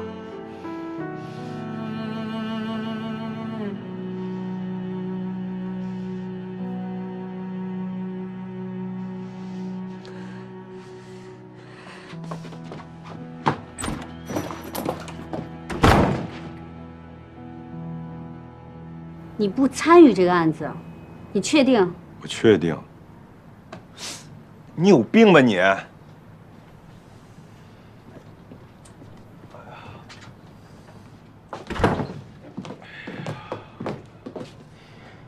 我告诉你，你那个小女朋友输就输在对人不对事上，你也跟着她一起抽风是吧？经过这次融资以后，咱们律所来了多少律师，你知道吗？我现在拿到这个案子，有多少人眼红，你知道吗？现在这样体量的竞争，根本没有你挑3拣4的余地。你为什么要找我？你参与过公司并购案，我需要你的经验。我跟你说实话吧，胡平还有何东娜这个案子呢，吴飞的表现让唐总非常不满意，还可能会牵连到你。除非你不想在这家律所干下去了，否则我劝你思路稍微清晰一点。这就是程宇慧。实力派有实力派的活法，背景派有背景派的活法，但不管是哪一派，都要为自己做出的错误承担后果。之前你也算是帮过我，所以这次咱们就算是互相帮助了。我知道，我现在呢还算不上一个真正的实力派，我的根基也不够牢固，但是我是11楼唯一的女律师，我需要这个案子成为我的成名之作，之后我才能大大方方公布所有的真相。什么真相？你结婚的事儿啊？虽然这个谎言并不是我本意，但毕竟已经过去这么久了，我不希望通过一个谎言去实现我最终的目标。你最终的目的是什么呢？合伙人。在程宇慧呢，有非常多不合理的规则，单身女律师的升职门槛就是最不合理的，所以我要成为合伙人，然后去彻底的改变这种局面。你愿意帮助我吗？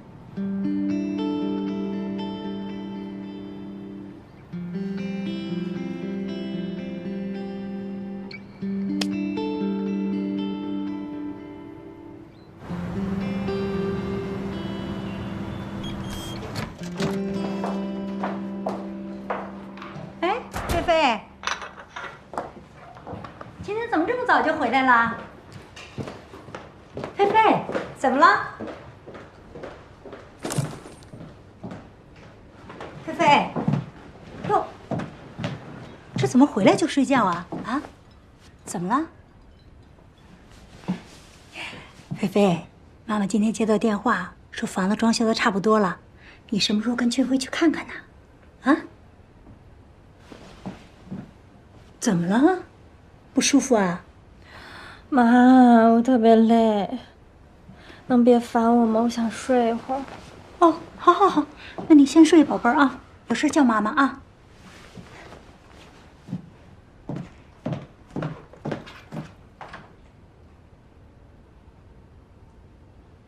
金律师，简单介绍一下这个并购案的情况。出于一些众所周知的原因呢，我很喜欢研究自己的客户，因为这样我可以了解到他们的需求，所以这次也不例外。大家都知道，天航酒店呢是改制以后的民营制股份企业。2008年奥运会以来，国内酒店行业井喷，相比之下，天航的物业老化，管理落后，所以大概在1个月前呢，天航酒店开始积极寻找战略合作伙伴，希望达成并购。苏总原本看中了星际集团，星际集团会在产品设计、服务等方面呢提供管理系统。双方呢本来郎情妾意，拟定定向增发 H 股，达成这一并购。但就在这个时候，半路杀出了一个程咬金，安旅的田总。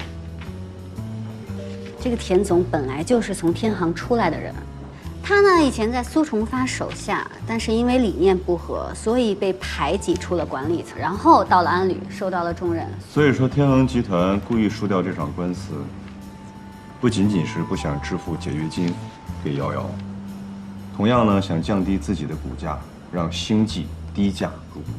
其实，这事儿你们家杨华在行啊，让他来给我们做特别顾问。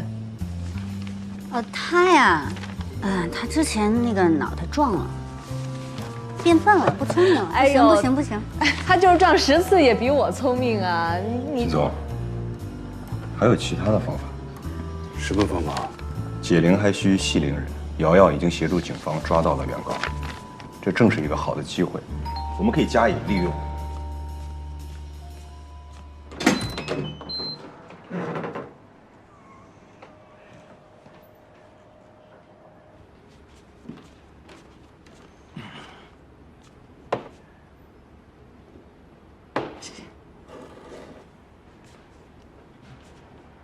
瑶瑶，我知道前段时间呢，你经历了很大的委屈，当然我的处理方法也不对，所以呢，我今天真心诚意的向你道歉。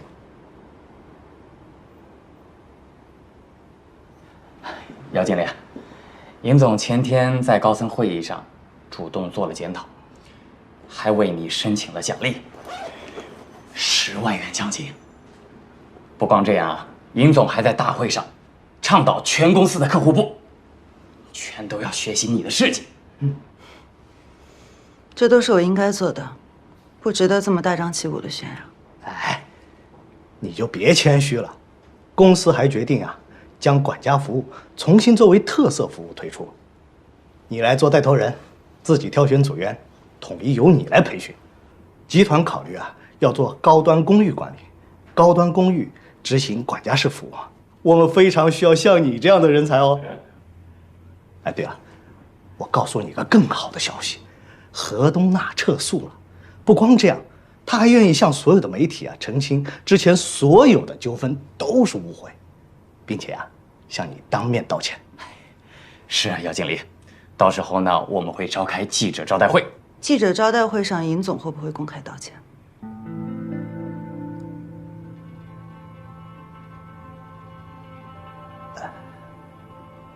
啊，行，我这就给你道歉，真对不起。事情说到这份上，咱们就别绕弯子了。要不是这次的意外，何东娜的黑锅我就背定了。我没有天真到会相信那些服务员和保安会在法庭上做伪证是出自他们的个人意愿。我更不会相信我给律师提供的视频证据会莫名其妙的就消失了，然后又突然出现。尹总，在你的眼里，我一向是一个不听话的员工，好像只会给你和公司带来麻烦。不过通过这一次的事情，我也彻底明白了，您究竟有多讨厌我。我绝对不会和一个曾经在背后捅我一刀、出卖过我的人握手言和。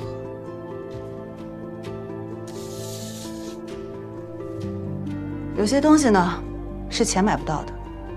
信任就是其中之一。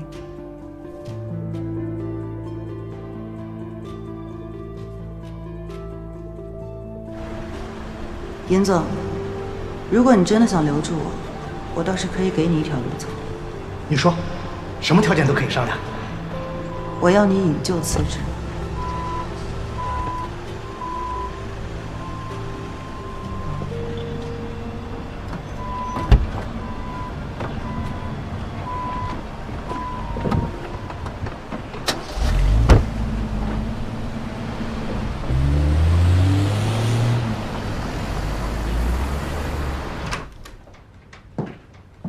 菲菲，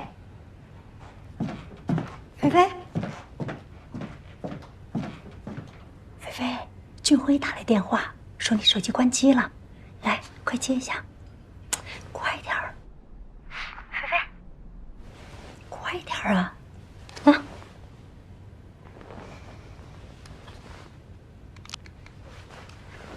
哎，这害死你！是。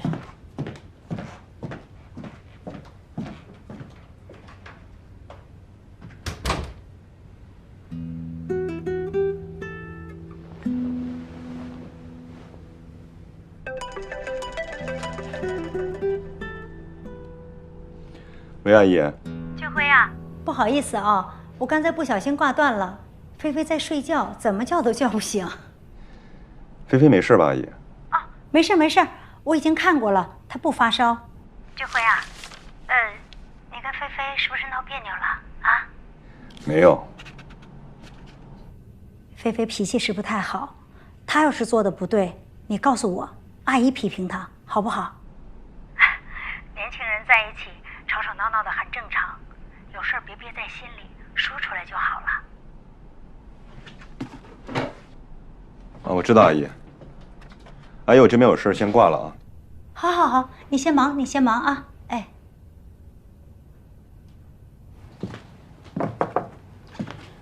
搞不定啊？完全搞不定。理解。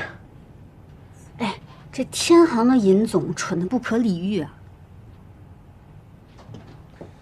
实在不行的话，换个招试试。我呢，明天亲自去找瑶瑶。要是我再失败了，咱们再想其他办法。行，明天我陪你一起去。你跟我一起去？你前几天还说人家道德败坏呢，你跟我一起去，不怕人家给你泼水啊？那泼硫酸我也跟你一起去啊。瑶瑶这个人我很了解，很固执，她决定的事情一般很难改变。不知道。哎呀，咱们各自回家好好想想这个问题吧。困难的问题就留给明天吧。行，明天的事明天再说。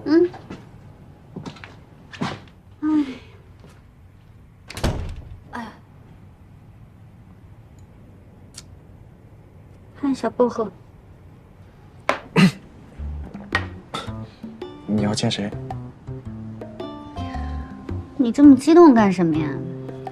我呢接了一个融资公司的委托，你们家瑶瑶是我们策略里面非常重要的一个人物。他不是我们家的。你别紧张，我又不是来兴师问罪的。之前谈过恋爱很正常，她长得那么漂亮，哪个男的不喜欢漂亮的女孩啊？你怎么知道？你听谁说的？你看，这不就承认了吗？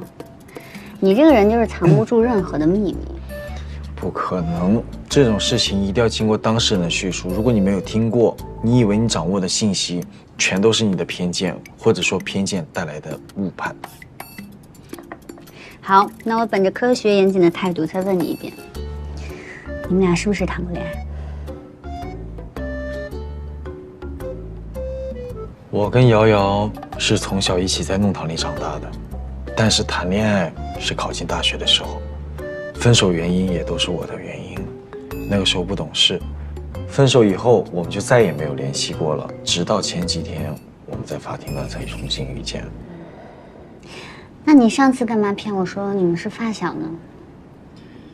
因为这件事已经过去很久很久了，而且我也不想因为已经过去了的事引起我们之间的矛盾。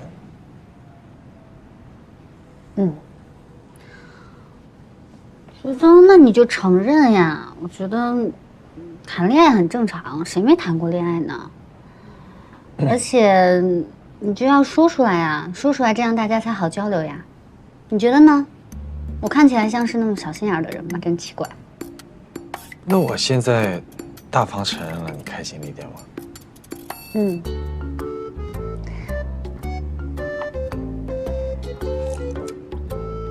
哎，那我再问你一个问题啊。你们俩第一次牵手是在什么时候呀？这跟这个案件有关吗？幼儿园6·11汇演的时候。我是说，成人了以后，你们俩变成情侣以后。哦，大一。第一次约会呢？大一寒假约他去看电影。第一次接吻？也是那天。你记得这么清楚啊，真浪漫呢。啊，这就浪漫啊？我都不知道。是啊。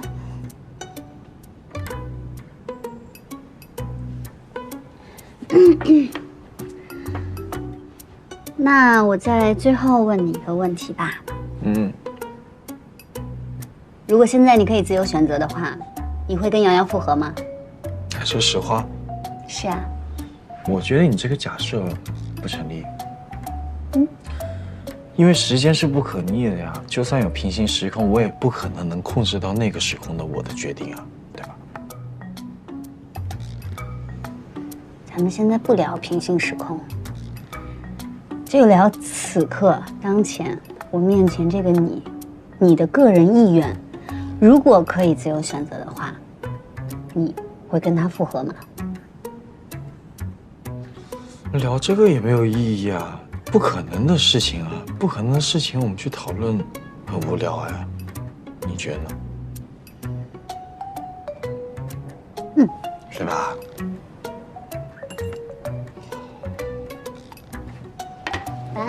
你去哪？我不生气啊，我没有生气啊，我看起来像生气的样子吗？我很高兴啊，浪漫的人晚安。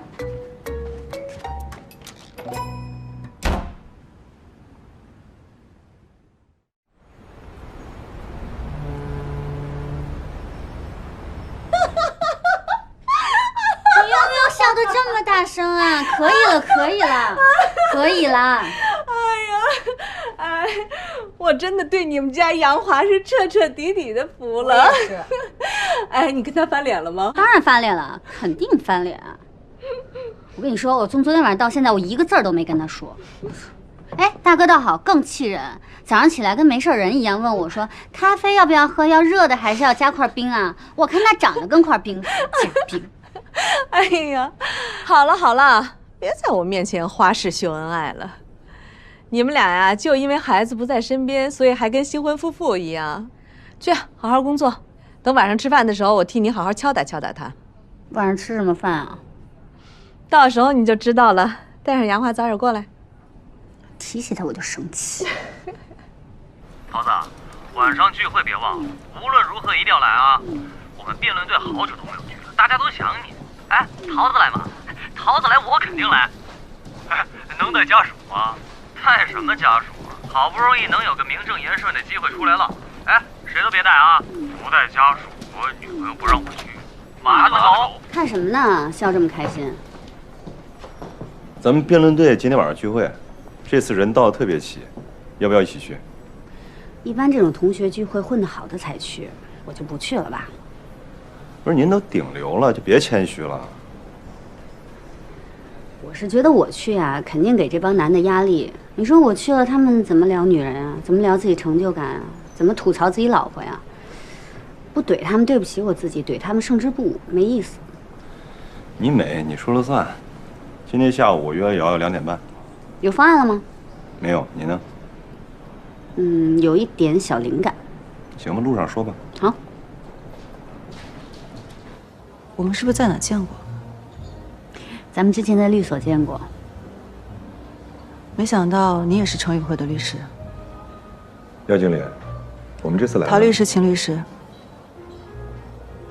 如果你们是想说服我接受尹总的要求的话，就不用再说了。我已经向天航递交了辞职报告，无论如何，我都不会为天航站台的。你还记不记得上次我在这里跟你说的那些话？当然。上一次我是原告的律师，但是我知道，整个案情当中，你是唯一一个没有犯错，且承担了巨大损失的那个人，所以我劝你道歉。有可能伤害了你的自尊心，但是至少保全了你个人的利益。陶律师，我知道你是个好人，所以我才会答应跟你们见面。但我这个人吧，就是有个臭毛病。只要我觉得是对的事情，我就一定会坚持到底，撞了南墙也不会回头。如果你们今天来是给尹总当说客的话，那我可能要再一次让你们失望，不好意思。稍等，稍等，姚经理。韩慧婷你认识吧？女，27岁，酒店员客房部经理。7个月前在工作时遭到 VIP 客户的骚扰，却反被客户投诉。那个时候你还帮她申诉。后来她被调去了前台。张月清，女，37岁，酒店员客房部经理。金小云，女，42岁，酒店员餐饮部经理。孩子今年刚上高中。柯良，男，45岁，酒店员保安部经理。还有很多，这些人你应该都很熟，他们都在下一批的裁员名单里。秦律师，你什么意思？我相信这份名单你应该挺熟悉的，这是天航近6个月内人事调动中很小的一部分，范围几乎包含了除了财务部以外所有的部门。辞去这些工龄长的呢，换来年轻的，可以节省30%到50%的人力资源。被辞退的这些人呢，平均年龄在40岁左右。被辞退以后，他们很难找到与之前工资相匹配的工作，并且这些人是当今社会上家庭负担最重的一批人。你到底想说什么？我知道，这些人被辞退了以后呢，通过工会找到集团高层，发起了联名倡议书，希望其他的中层管理者给予他们支持。姚经理，你是少数在倡议书上签字表明立场的。但公司不可能为了我一个人改变他们的决定。但是，你却有可能改变他们的命运。瑶瑶这个人呢，具有强烈的个人英雄主义色彩。她年幼丧父，妈妈身体又不好，所以呢，她从小就很懂事，很会照顾人。她小时候啊，就是个假小子，打架、打球都是一流的，个子又拔尖，所以呢，在他们那一片，她是个小首领，喜欢帮被欺负的同学出风头，很有女侠风范。你都从哪获得这些小道消息？哼，私人独家消息。这样就好理解了。每一个人的成长环境，对于他的性格，都是有改变的。所以啊，咱们一味的呢去拿利益劝说他，估计是不行的，得拿义气打动他。义气，我都好久没有听到这个词了。他们需要我的时候，我都会支持。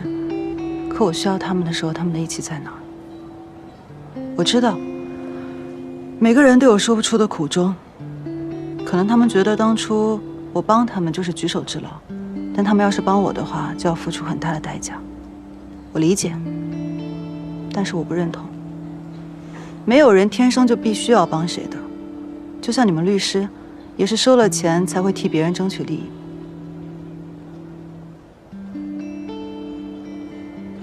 所以自己的事情自己解决，利益受了损害就自己去争取。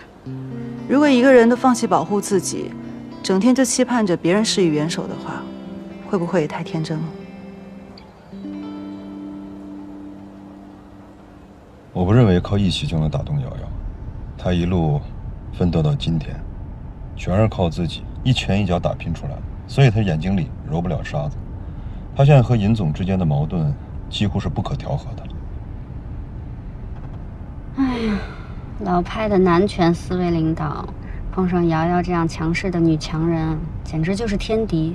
咱们现在呢，不能把希望完全寄托在瑶瑶身上。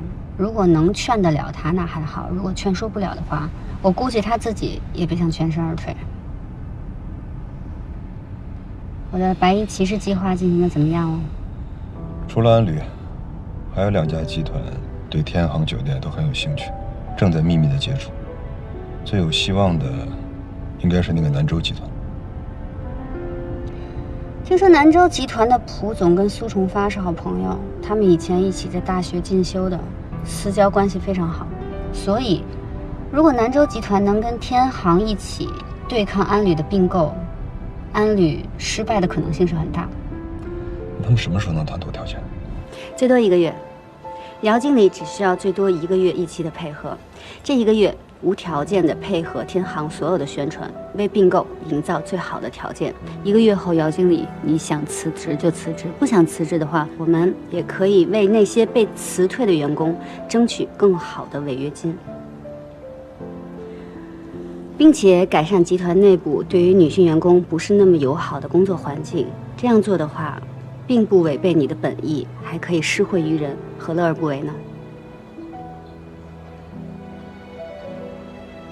你们能说服天航的高层？说服不了，我们就不来了。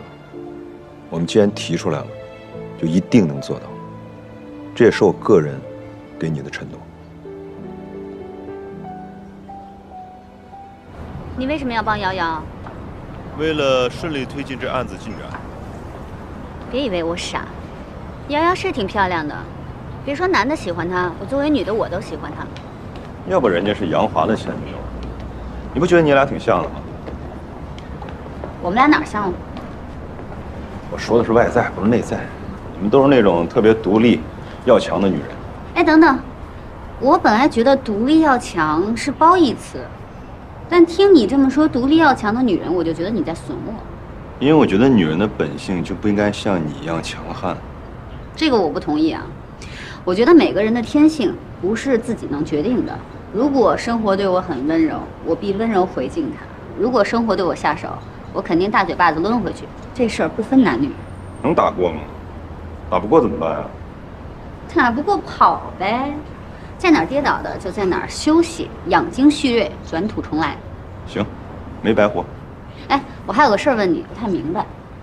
说，这天航集团的资产到底有什么特别啊？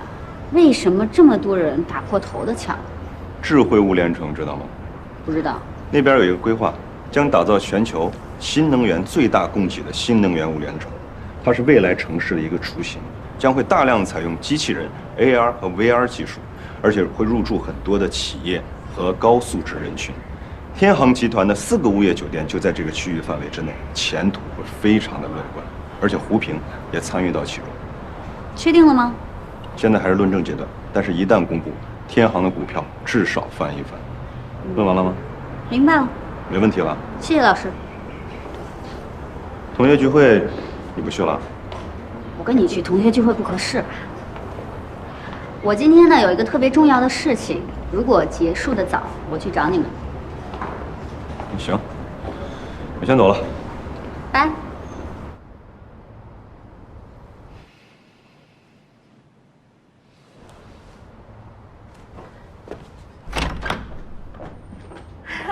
我们没迟到吧？不早不晚，刚刚好，快进去吧。来吧，别光顾吃。来，走一个，来，走一个，来干杯，走一个，走一个啊！我说2句吧，好吧？俊辉啊，今天你能来真是太不容易了。对，今天我很公平，把你之前欠我们的酒都喝完了，好吗？行，来，我干，你们随意。我们随意啊！好。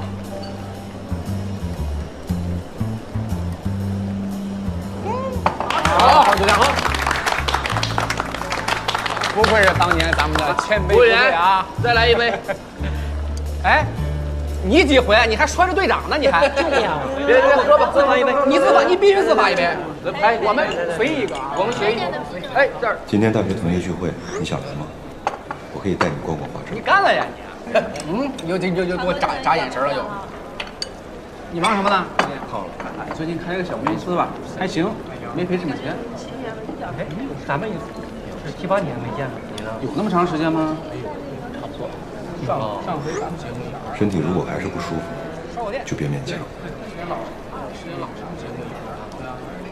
你有没有发现，今天除了我以外，都是合伙人，肯定有大事。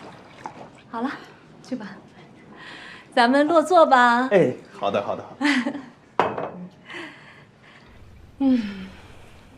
开始之前，我有几个好消息想要向大家宣布一下，因为今天是咱们城语会非常特殊的一个日子。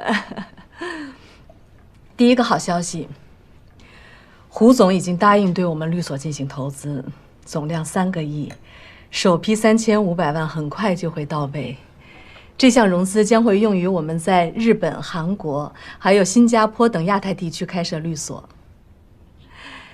第二个好消息，城语会入选全国10家优秀律师事务所，大陈、老马也入选全国100位大律师名单。至此，我们城语会获得大律师称号的就增加到了6位。哎，一点请客啊！那必须的，想吃什么随便挑，管够啊，唐总。管够。好。第三个好消息。哎，我有点激动啊！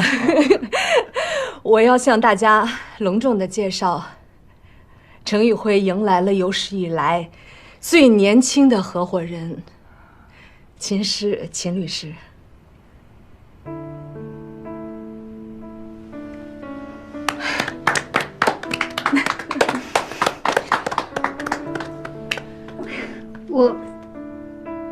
我特别谢谢大家一直以来的照顾。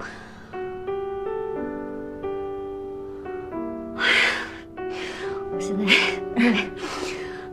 我不知道说什么，但是谢谢大家。你还真干了！是这酒量，可以，好。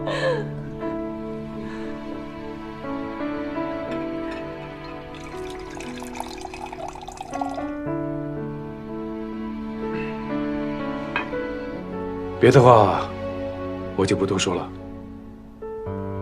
城语会走到今天，离不开在座每一位的付出。今天到场的，是城语会毫无疑问的核心。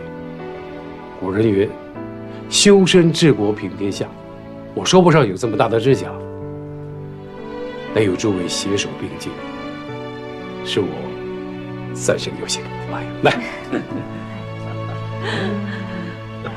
来。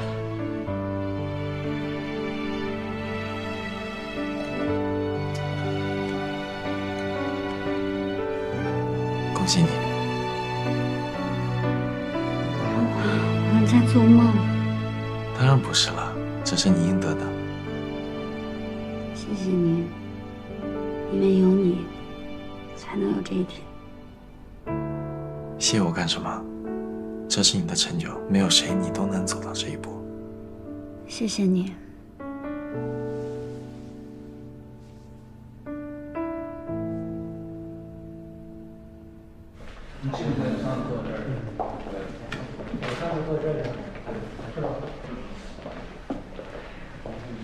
记得当你的。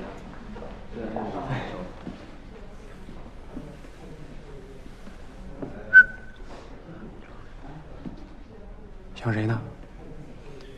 想你呢。行，我这不在这儿呢吗？刚才我在小饭馆观察你好半天了，一副魂不守舍的样子，是不是想亲事了？翻篇了还想什么想啊？哎，咱们同学几个关系多少年了？我就问你，铁不铁？你想说什么就直说。行，我就一句话，当初你们为什么分开呀？啊？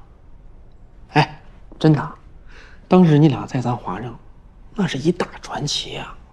所有人份子钱都给你们攒好了，你们就这么分开了。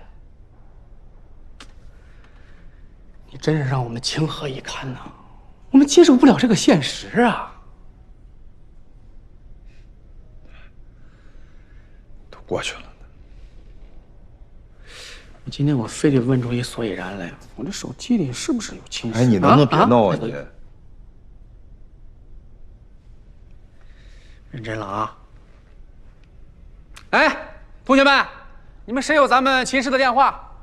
队长说想他了，让他赶快来这儿。你别听他的啊！有吗？有吗？哎，那不是秦师吗？啊？真假的？看清楚没有啊？你别开玩笑！你哎，让他来呀！队长下去了都。最佳辩手能来得再晚点吗？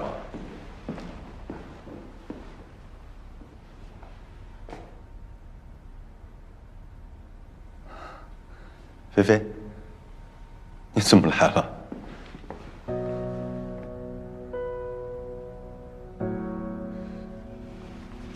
菲菲，听我说，菲菲，我听你说什么？你误会了。误会什么了？你现在脑子里除了对我说谎，你还能说什么？你说啊！陶俊辉，我接受不了我男人心里还爱着别的女人。你要是还爱着秦石的话，你就去找他吧。胡说什么呢？秦石已经结婚了。你不去找他，就是因为他已经结婚了，是吗？那我现在告诉你个好消息，他跟杨华是假结婚，他们随时都能离婚的。你是什么时候知道他们假结婚的？真是个好问题。那你又是什么时候知道的？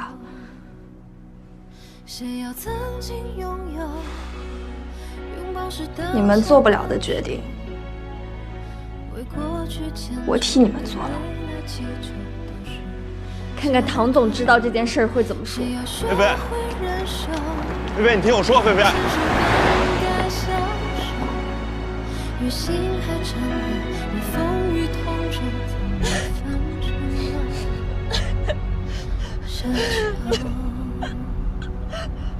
都是借口，让过程改变了方向，打乱了节奏，半颗心都堵在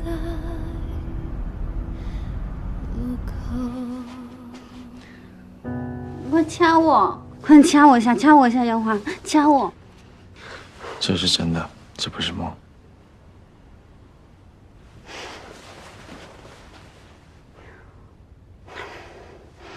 我做到了，我成功了。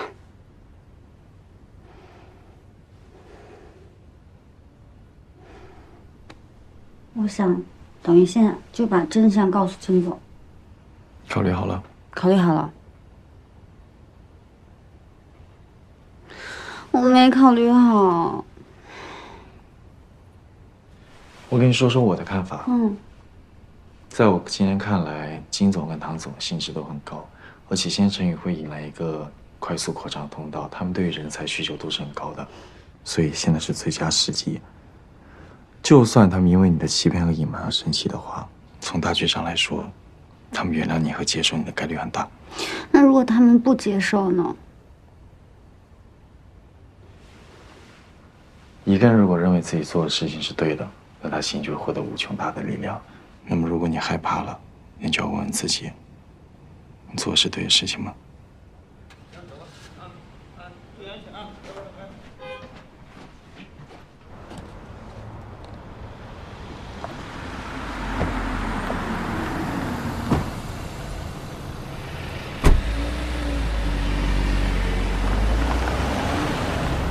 他们都走了呀。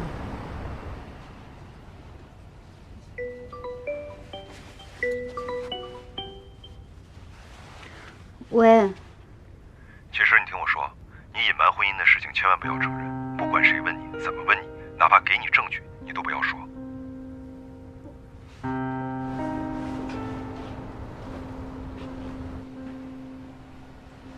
走，我们也走。啊，现在走啊？现在就走。哎呀，不好意思，让你们俩久等了，刚把老马他们给送走。那我们也走了。你们要走，正事儿还没办呢，你们走哪儿去啊？这样吧，秦师，你跟老金办正事儿，你这位就交给我吧。怎么，你还不放心啊？我还能吃了他。走吧。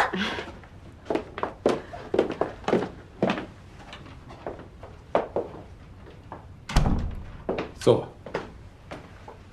喝点什么？我这有威士忌。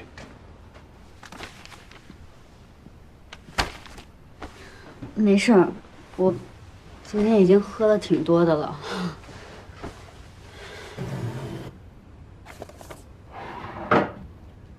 这是合伙人协议，里面规定了你作为合伙人的各项权益及义务。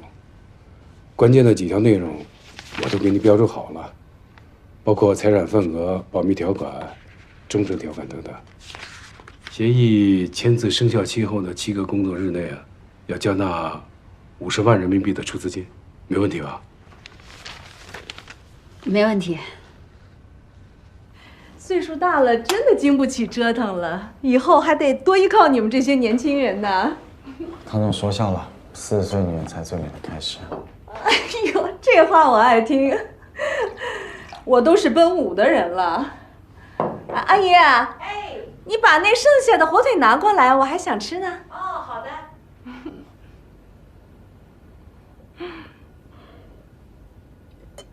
梁华，我觉得你跟秦师学坏了。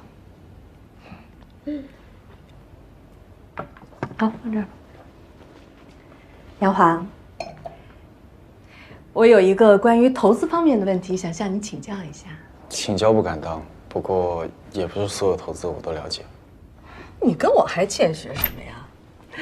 是这样的啊，我很看好我的一个朋友从事的产业。我这个朋友他有能力、有才华，而且他公司运营的非常的不错。就是最近呢，我发现我这个朋友，他是一个骗子。骗子？哎，当然也不是骗什么人家钱财之类的事儿了，他就是隐瞒了很多自己的真实情况。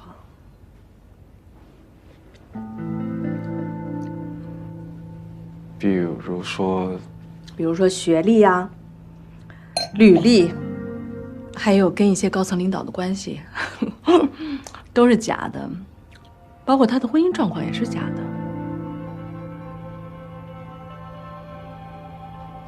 杨华，你说我该不该跟这个朋友继续合作生意呢？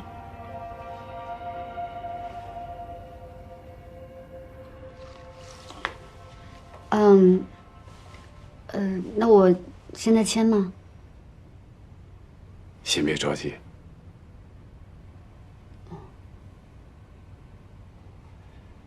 你在陈宇辉工作了这么久，付出的努力有目共睹。之前你们夫妻俩两地分居，现在我看到杨华能这么支持你，我也为你高兴。只是成为合伙人以后，你的工作只会比现在更忙。作为一个职业女性，你付出的要比那些男律师更多。你有心理准备吗？我在来到城议会的第一天，就已经做好这种心理准备了。我还有一个重要问题，就是关于你的孩子。孩子怎么了？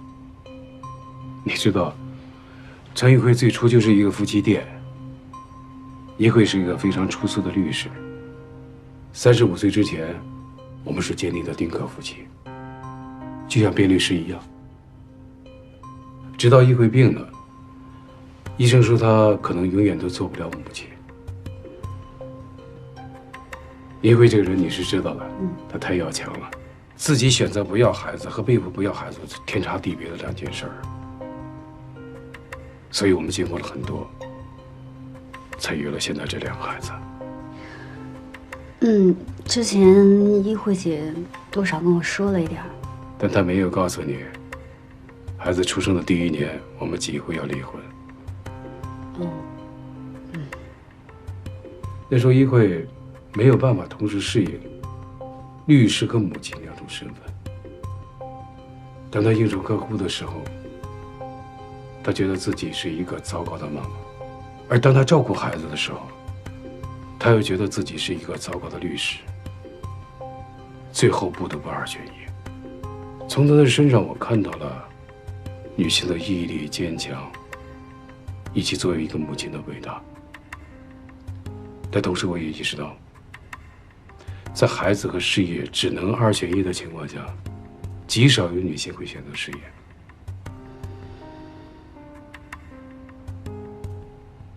所以我希望你好好考虑清楚，在作为母亲和律师之间，你究竟选择什么？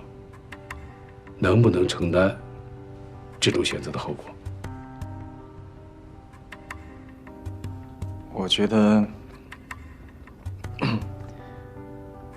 我觉得要看你这个朋友选择撒谎的理由是什么。他撒的谎又是否是因为他事业成功的必要条件？比如说，他所处的行业必须要有相应的资格证书，但是他没有，他作假了，因此获得很大的一个订单。那这样的生意兴隆就是假象。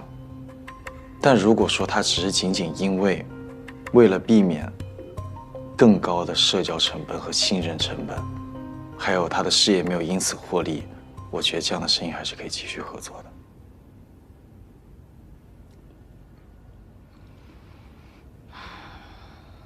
我也是这么想的，杨华，我觉得有一点我们2个人很像。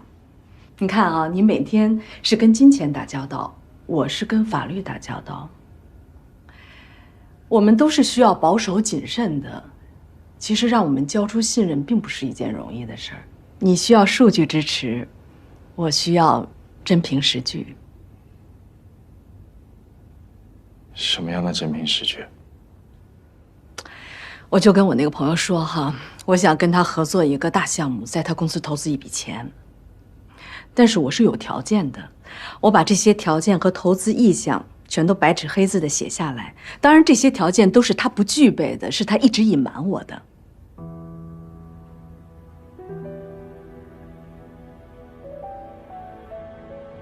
金总，我已经做好决定了，我会尽量平衡好这两种关系的。可能我做不到像依慧姐那么完美，但是好在我有杨华，他已经选择了家庭，让我有机会可以选择事业。我也相信以后不管碰到任何问题，我跟杨华都会像你跟依慧姐那样，共同去面对。说得好，这属不属于犯法？这就像你刚才说的那样啊，他撒的这个谎其实并不直接影响他的生意，他只是为了赢得我的信任。可是如果他签了这份合同，那就不一样了。这是特别为你设立的福利。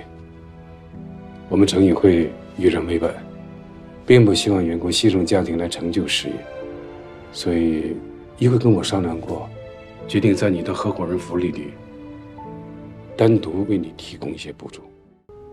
你看一下，如果没问题，就签字。因为我所列出来的条件都是构成合作的必要条件，如果他不具备，签了这份协议，那他就可能犯法了。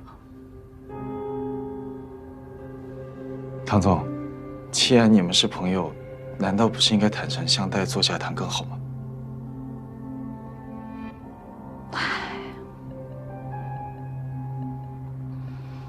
如果这个人他真的把我当朋友，他就不应该欺骗我。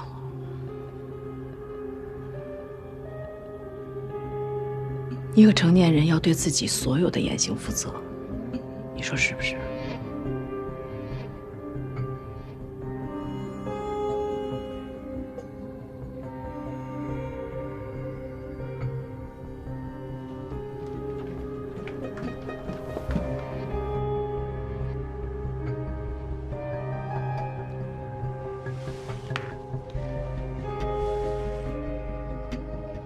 金总，我有事情想跟您说。金总，不要签，给你什么都不要签，这是圈套，他们要试探你。圈套？你听我说，如果你签，你就成诈骗犯了。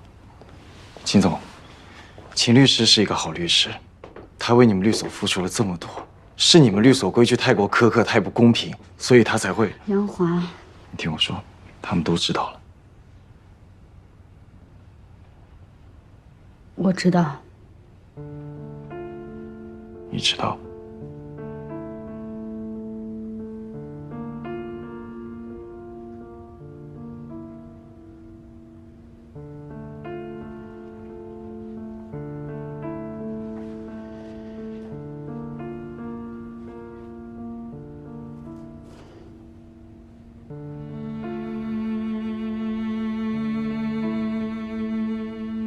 金总，唐总，对于我为什么隐瞒自己真实的婚姻状况，我不做任何辩解。但是有一点我想说，我们律所对于单身女律师是有玻璃屏障的。我希望你们可以给每一个人平等的机会，唯才是举，这样才能从根本上杜绝像我这样的状况。作为我一直非常尊敬的前辈、领导，我希望你们可以感受到我的诚意，还有歉意。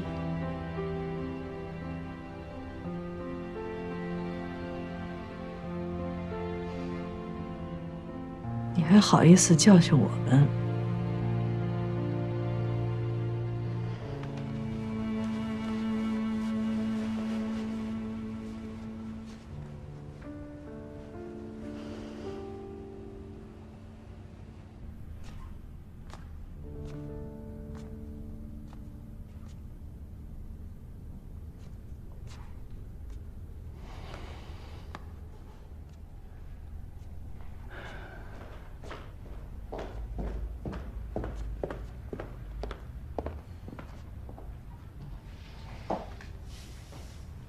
菲菲说她不想见你，让你回去。你们俩到底怎么回事儿？俊辉，你坐在这里一声不吭是什么意思吗？不说话就能解决问题吗？我真是快被你们急死了！这一个两个都是这样子，一个嘛哭哭啼啼，一个嘛木头人，这都快结婚了，你们这是闹什么嘛？阿姨，都是我的错，都怪我。你这话都说了17、8遍了，你不好，你不好的，你到底做错什么？你倒是说呀！跟我来。你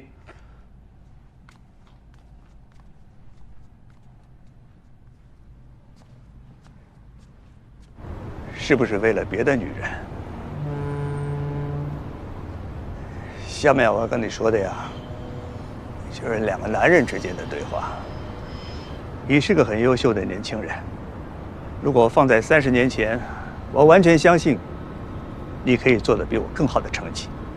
可是现在这个社会啊，大部分的财富还是掌握在少数人手里，你们能得多少，那要看你上面的人漏给你多少机会。一旦失去了助力，全靠自己，你能到达的最高点是哪儿啊？程宇会的合伙人，高级合伙人，没有实力和助力，要当上合伙人，开什么玩笑？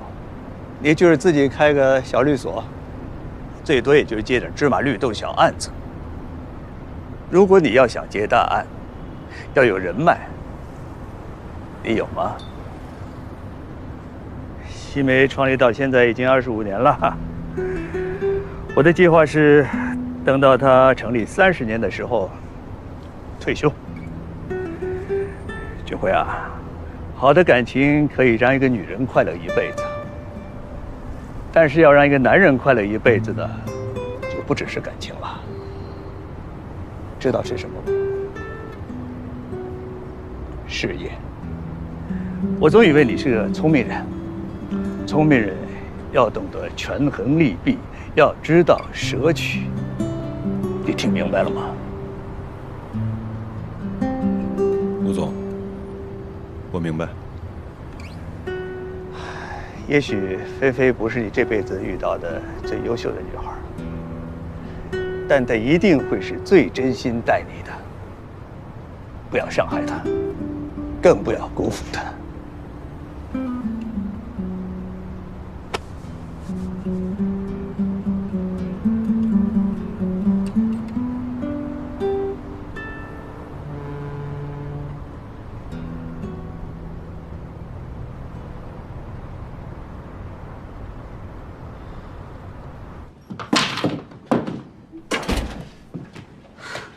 我帮你倒杯水。我要喝酒。鞋也不穿。你怎么会知道那是个圈套呢？你怎么知道他们？不重要了，不重要了，都不重要了。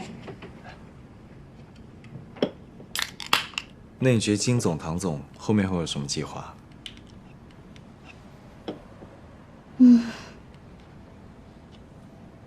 合伙人是肯定没希望了，可能连工作都保不住了吧。就这么放我走，我们唐总肯定是不甘心的。其实这些年他对我挺好的。慢点喝。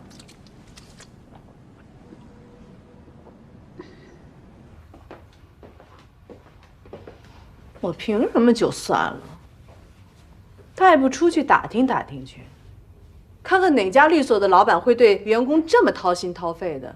我是真的把他当做亲姐妹，可是他对我呢，整整骗了我2年。这个小狐狸，他就是看我器重他才这么无法无天的。是你说多荒唐的事情啊，他也干得出来啊！到最后还说是我们的问题，是我们把他逼成这样的。真的是，简直就是无耻之徒，蹬鼻子上脸。行吧，他撒谎也是情有可原，当初我们的用人制度就的确有点太不公平了。你别在这跟我说什么公平不公平的。我们这个行业靠的是什么？靠的是人。我培养一个高级律师要付出多大的代价？那些小姑娘一个个来的时候说的好好的啊，什么我不急着结婚，我不急着生孩子，可结果呢？你忘了，20个在职律师1年内怀孕6个，哈，我还不能辞退他们，工资照发，活还没人干。我也是女人，我知道我要体谅这些孕妇，可我也是老板呢，谁来体谅我呢？所以我才说情有可原嘛。其实，在律所工作这段时间，工作的确是出色。为了能圆这一谎，他竟然真的就跟杨华领了证。我真的是服了他。他成绩出色，那还不都是我给他机会？还有这回提前给他升合伙人，那都是破例中的破例。你别在这当中和稀泥啊！好在他今天机灵，先坦白了，说明人性还没有完全泯灭。他要是签了这份合同，那就是铁证如山的诈骗，送他进监狱都绰绰有余。你看，其实你心里啊，也希望他不签，所以我才说算了，你何必跟自己过不去呢？你要是实在气不过，让他辞职不就行了吗？秦氏的业务能力是强，但也不是什么不可替代的人才。为了他生这么大的气，不值得。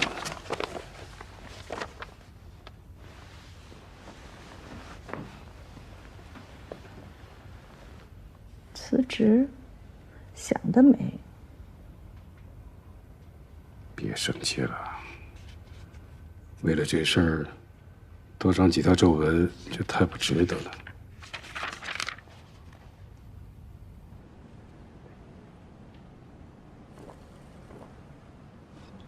别喝了，喝太多了。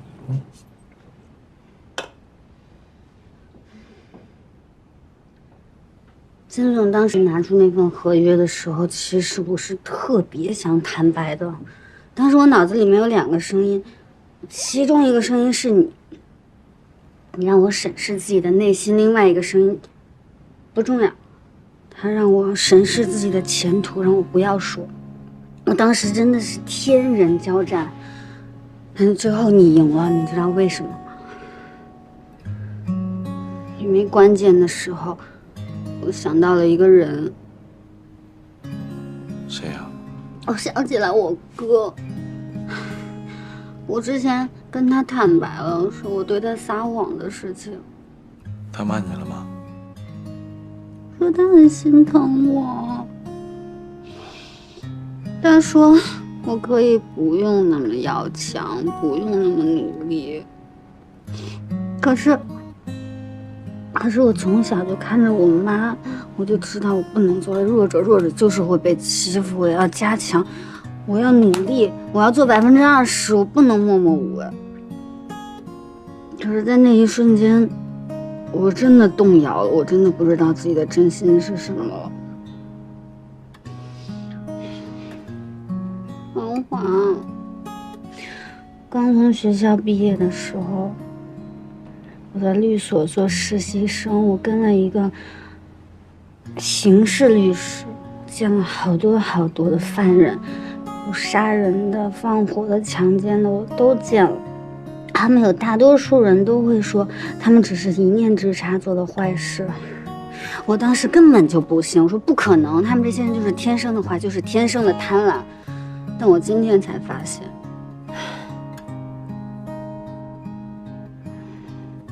我其实并没有比他们要好到哪儿去。王华，我觉得我特别的虚伪，你会不会看不起我呀？王华，我觉得我完了，我还以改变女性的地位做借口，我觉得我特别卑鄙。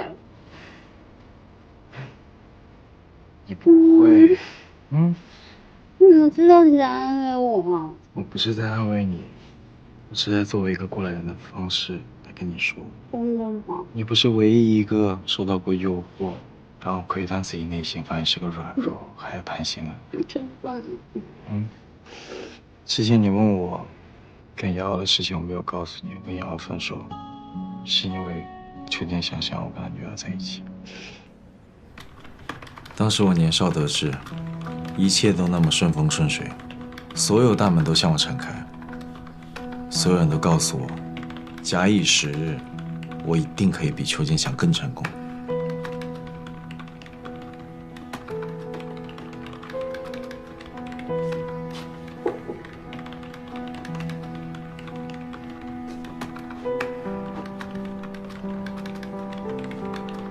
儿子啊，妈妈知道瑶瑶是个好女孩，但是你想过没有，她只是空姐，将来也没有上升的空间。但是你不同啊，你是未来的金融巨子，你们两个在一起真的不合适。与其到时候弄得天翻地覆的，不如现在就分手，别弄得大家都不好看啊。妈，我先没时间跟你说这个了，这是我事，你不用管。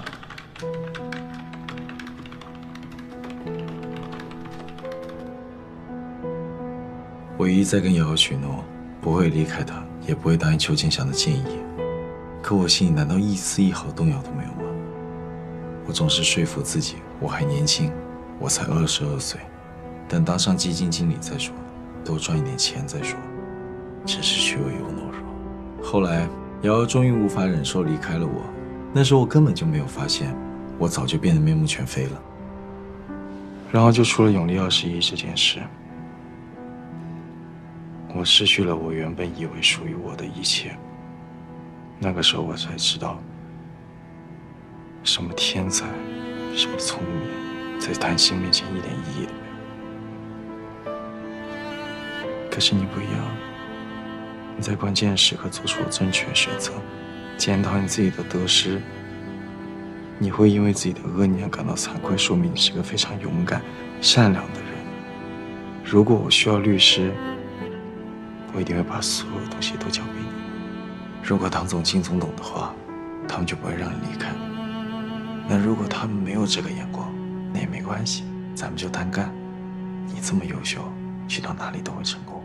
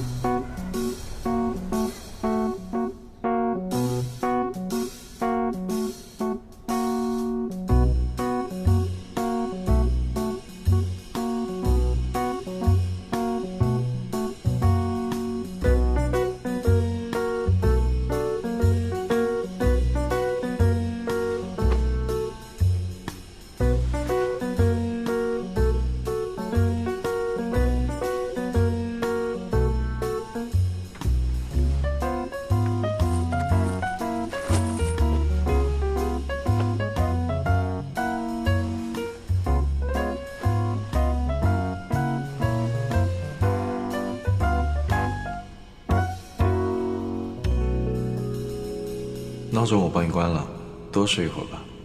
胃不舒服，床头柜上有蜂蜜水，如果觉得着凉了，就冲一杯感冒灵喝。状态好了再做决定，遇事不决，给我电话。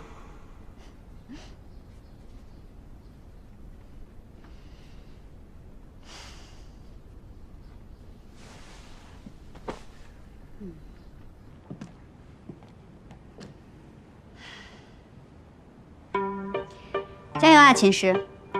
真正的勇士敢于直面惨淡的人生。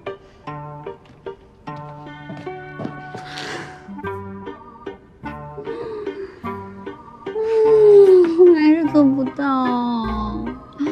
不是说在哪摔倒就在哪躺下吗？还没躺够呀。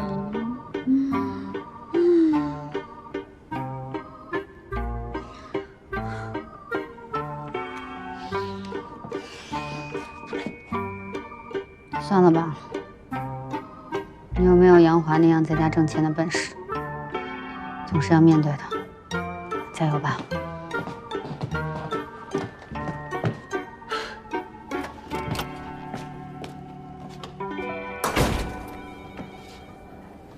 你居然还有胆量站在我面前，你脸皮够厚的。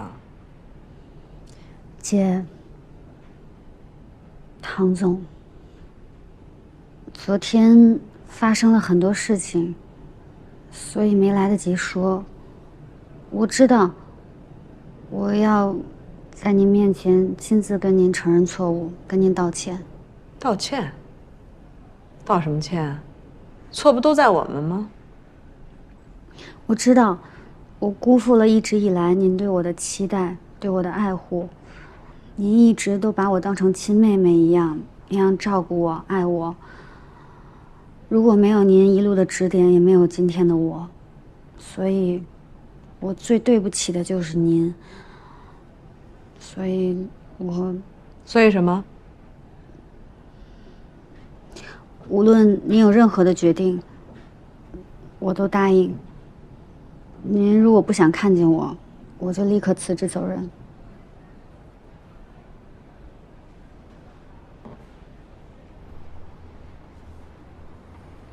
做错事，接受惩罚是应该的。不过辞职嘛，你觉得你做的这些，光是辞职就够了吗？无论您提出有任何的惩罚，我都接受。这可是你说的。但是能不能看在我之前做了那么多努力还有贡献的份上，量刑不要过重，如果在合理范围内。秦师，你还能不能当律师？以后会坐在什么样的办公室里，接什么样的案子？你所有的前途可都捏在我手里，你没资格跟我谈条件吧？我就是提一点小小的建议。谁跟你嬉皮笑脸了？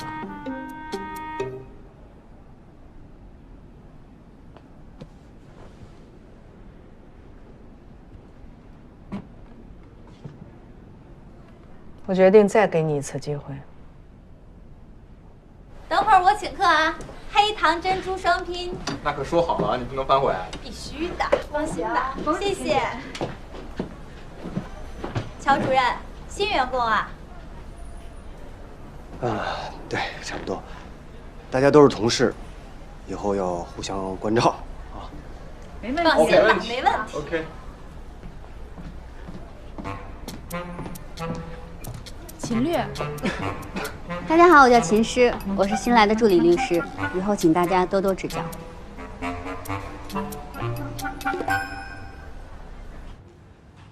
现在天航并购案以你为主。并购案不是一直是秦诗负责吗？给他安排别的事儿了。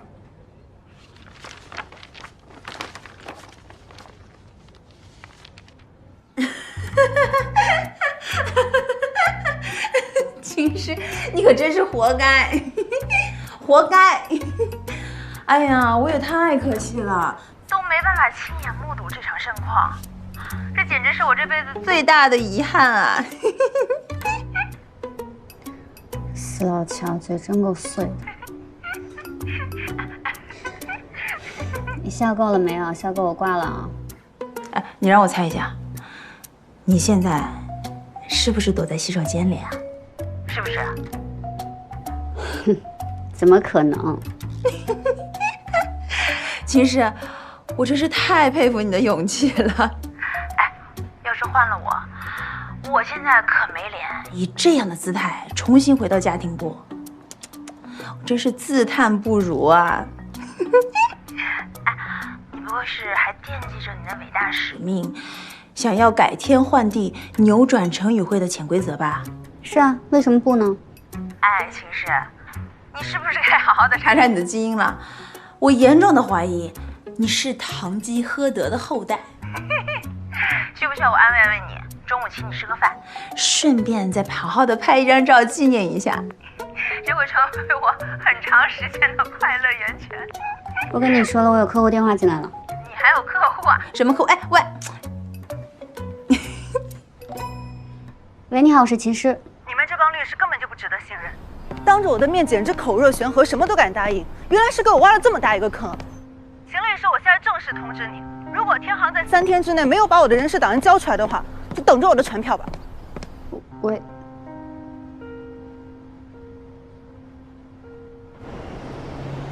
好的，我知道了，谢谢啊。天航跟南洲集团已经沟通差不多了，和安旅那边谈的也不错，我们也不需要瑶瑶的配合。现在已经开始起草双方的并购合约了。这不挺好的吗？干嘛要为难瑶瑶呢？好聚好散不好吗？这你得问那个尹总。你别拦着我！你冷静啊，姚婷。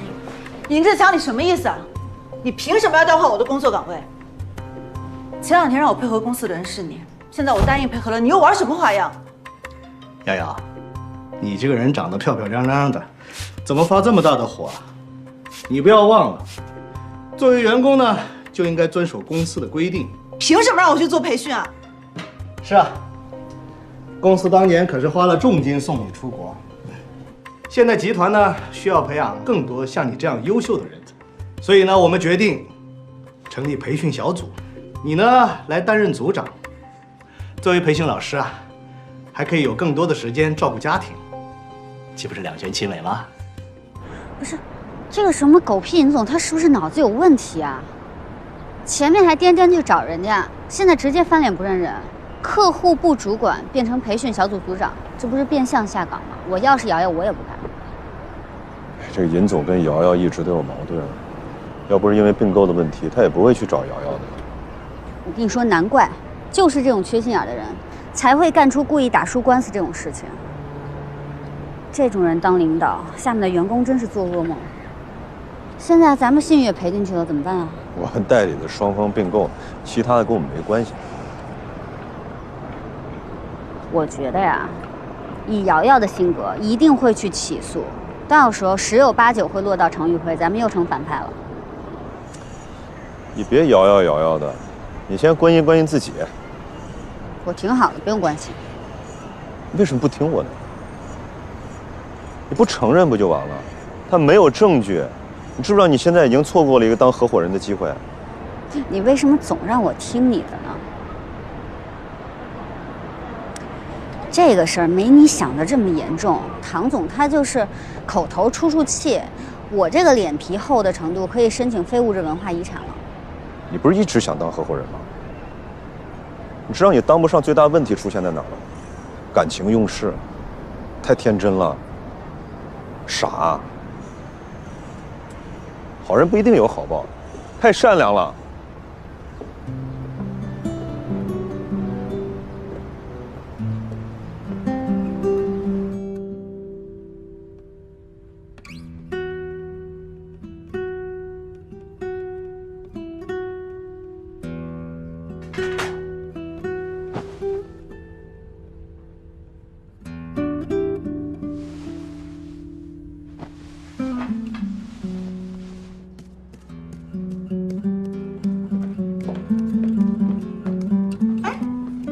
干嘛去啊？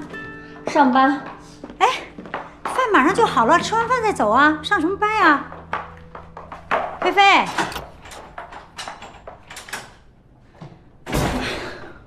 这孩子怎么不说话了呀？后悔了？没有。你有。我没有。你有。唉。你说坚持做对的事情怎么这么难呢？就是因为坚持做对的事情难，有人敢这么做才厉害啊！不行。怎么不行？你不能就这么轻易的就把我哄好了。不行，你要再多哄一会儿。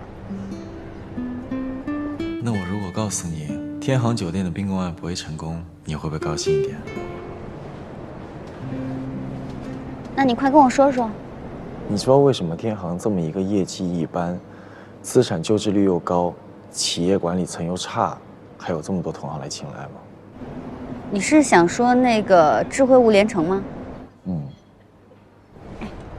哎，我听说这个项目胡平也会参与。胡平的确有考虑，但是我个人认为他不会考虑太久，这个项目做不了。为什么？这个项目里面，胡平最看重就是一个新型发电厂。这个发电厂生产模式非常好，几乎完全符合未来能源提供的大趋势，而且后期利益非常可观。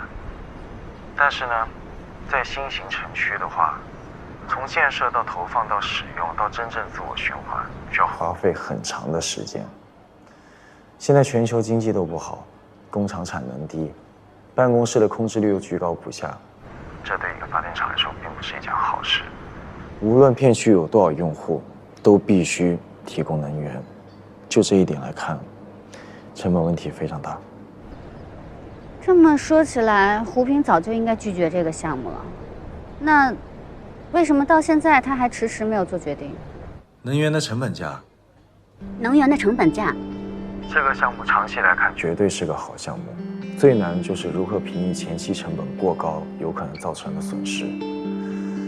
这个项目有很多人认为，能源的成本价格会大幅度升高。如果真的是这样子的话，那造成的损失也会大幅度升高。所以在未来的几天里面，能源的成本价格涨幅趋势将会直接影响胡平的决定。但是你不看好？以我对他的判断的话，他不会跟。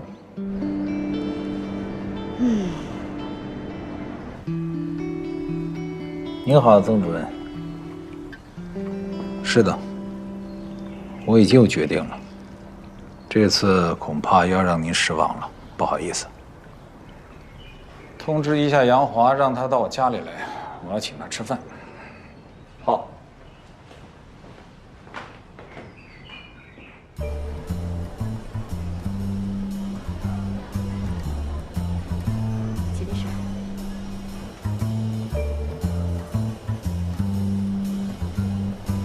从头开始，没什么好怕的，拿出你的勇气和气势，走别人的路，让别人无路可走。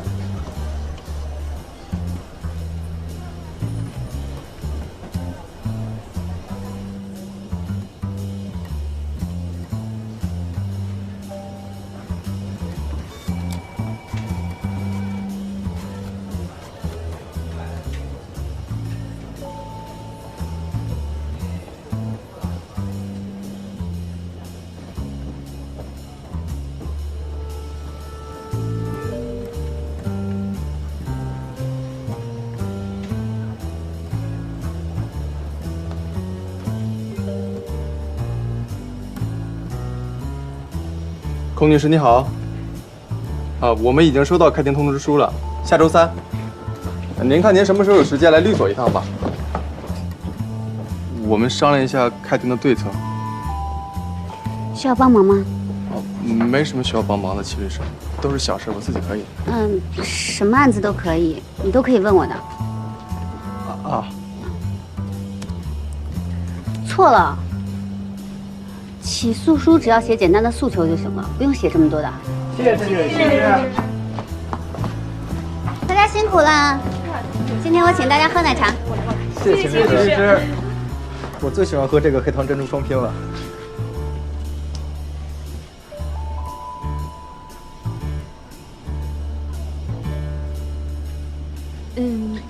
去工作吧。喝奶茶吗？你要买房？你居然要买房？你别忘了，尼克说好的要给我申请银行贷款内部的折扣。哎呀，先抱一下啊！欢迎你来到房奴的世界啊！哎，你记不记得你当年怎么说我的？说我是丧心病狂，为了一个冰冷的盒子，失去了后半生的未来和幸福。现在我把这些话，我原封不动砸你脸上。哎呀，真是天道有轮回，苍天饶过谁呀？哎，但不对呀。我记得你和我说你要用那些公积金来买房的，怎么改变主意了？我想拿这个跟秦氏求婚。求？哎，你不是结过婚了吗？会玩啊？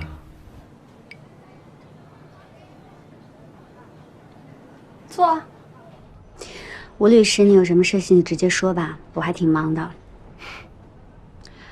没想到你这个人还真挺能屈能伸的，被这么一撸到底，还有脸在这儿待着。哎，你是有多热爱成语会啊？不是像你这种人，我一直以为都挺有傲骨的，你的自尊心和骨气呢，被狗吃了。为了达到目的，还真是不择手段。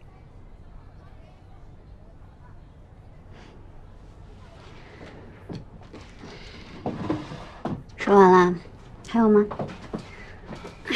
你继续说，我听听。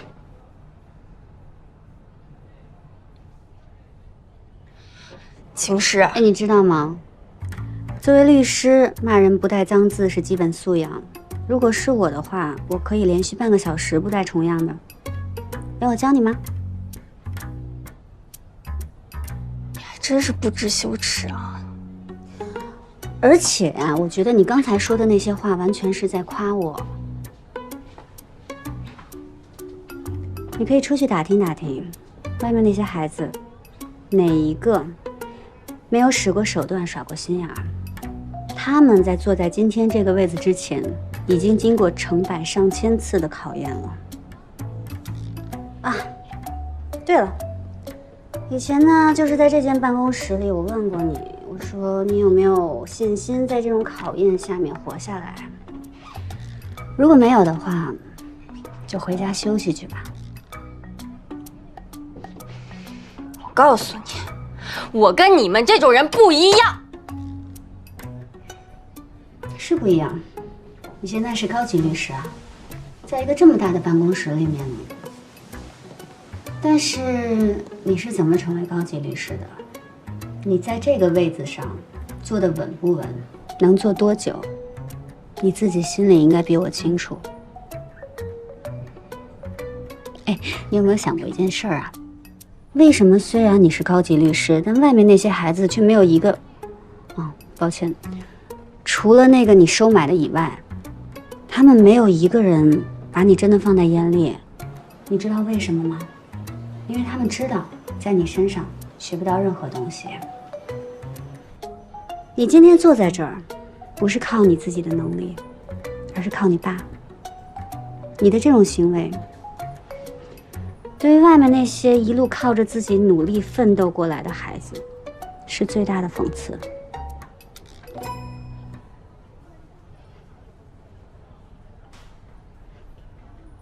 你少拿那副冠冕堂皇的模样来教训我，你就干干净净，没有不择手段过。我有啊，我承认，我为了规避职场潜规则，我确实说了谎，我并不引以为傲，我也不想为自己找任何借口，所以，外面那些人随便是谁都可以骂我两句，踩我两脚，这都是我应得的，因为我确实有可能抢了本该属于别人的机会，但你没资格。我怎么了？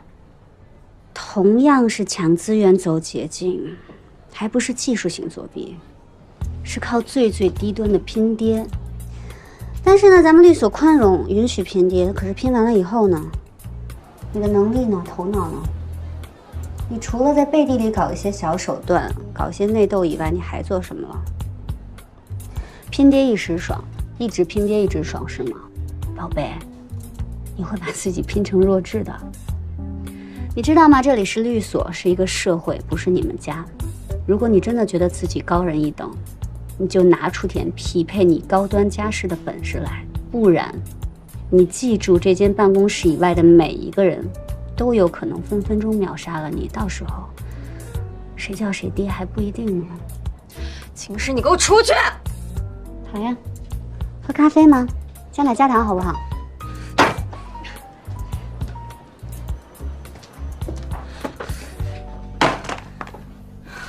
陈律师，干活干活干活！秦律师，太好。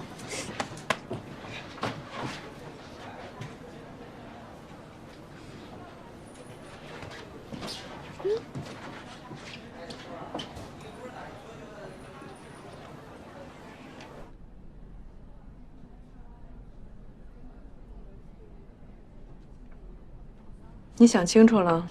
我爸还是希望我能回去帮他，思前想后，只能辜负您对我的厚望了。那陶律师呢？他跟你一起走吗？他为什么要跟我一起走？我觉得他比我更加适合留在城宇会，不是吗？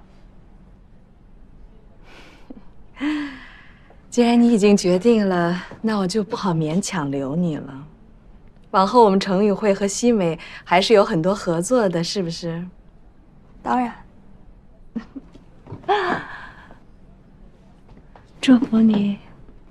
谢谢唐总。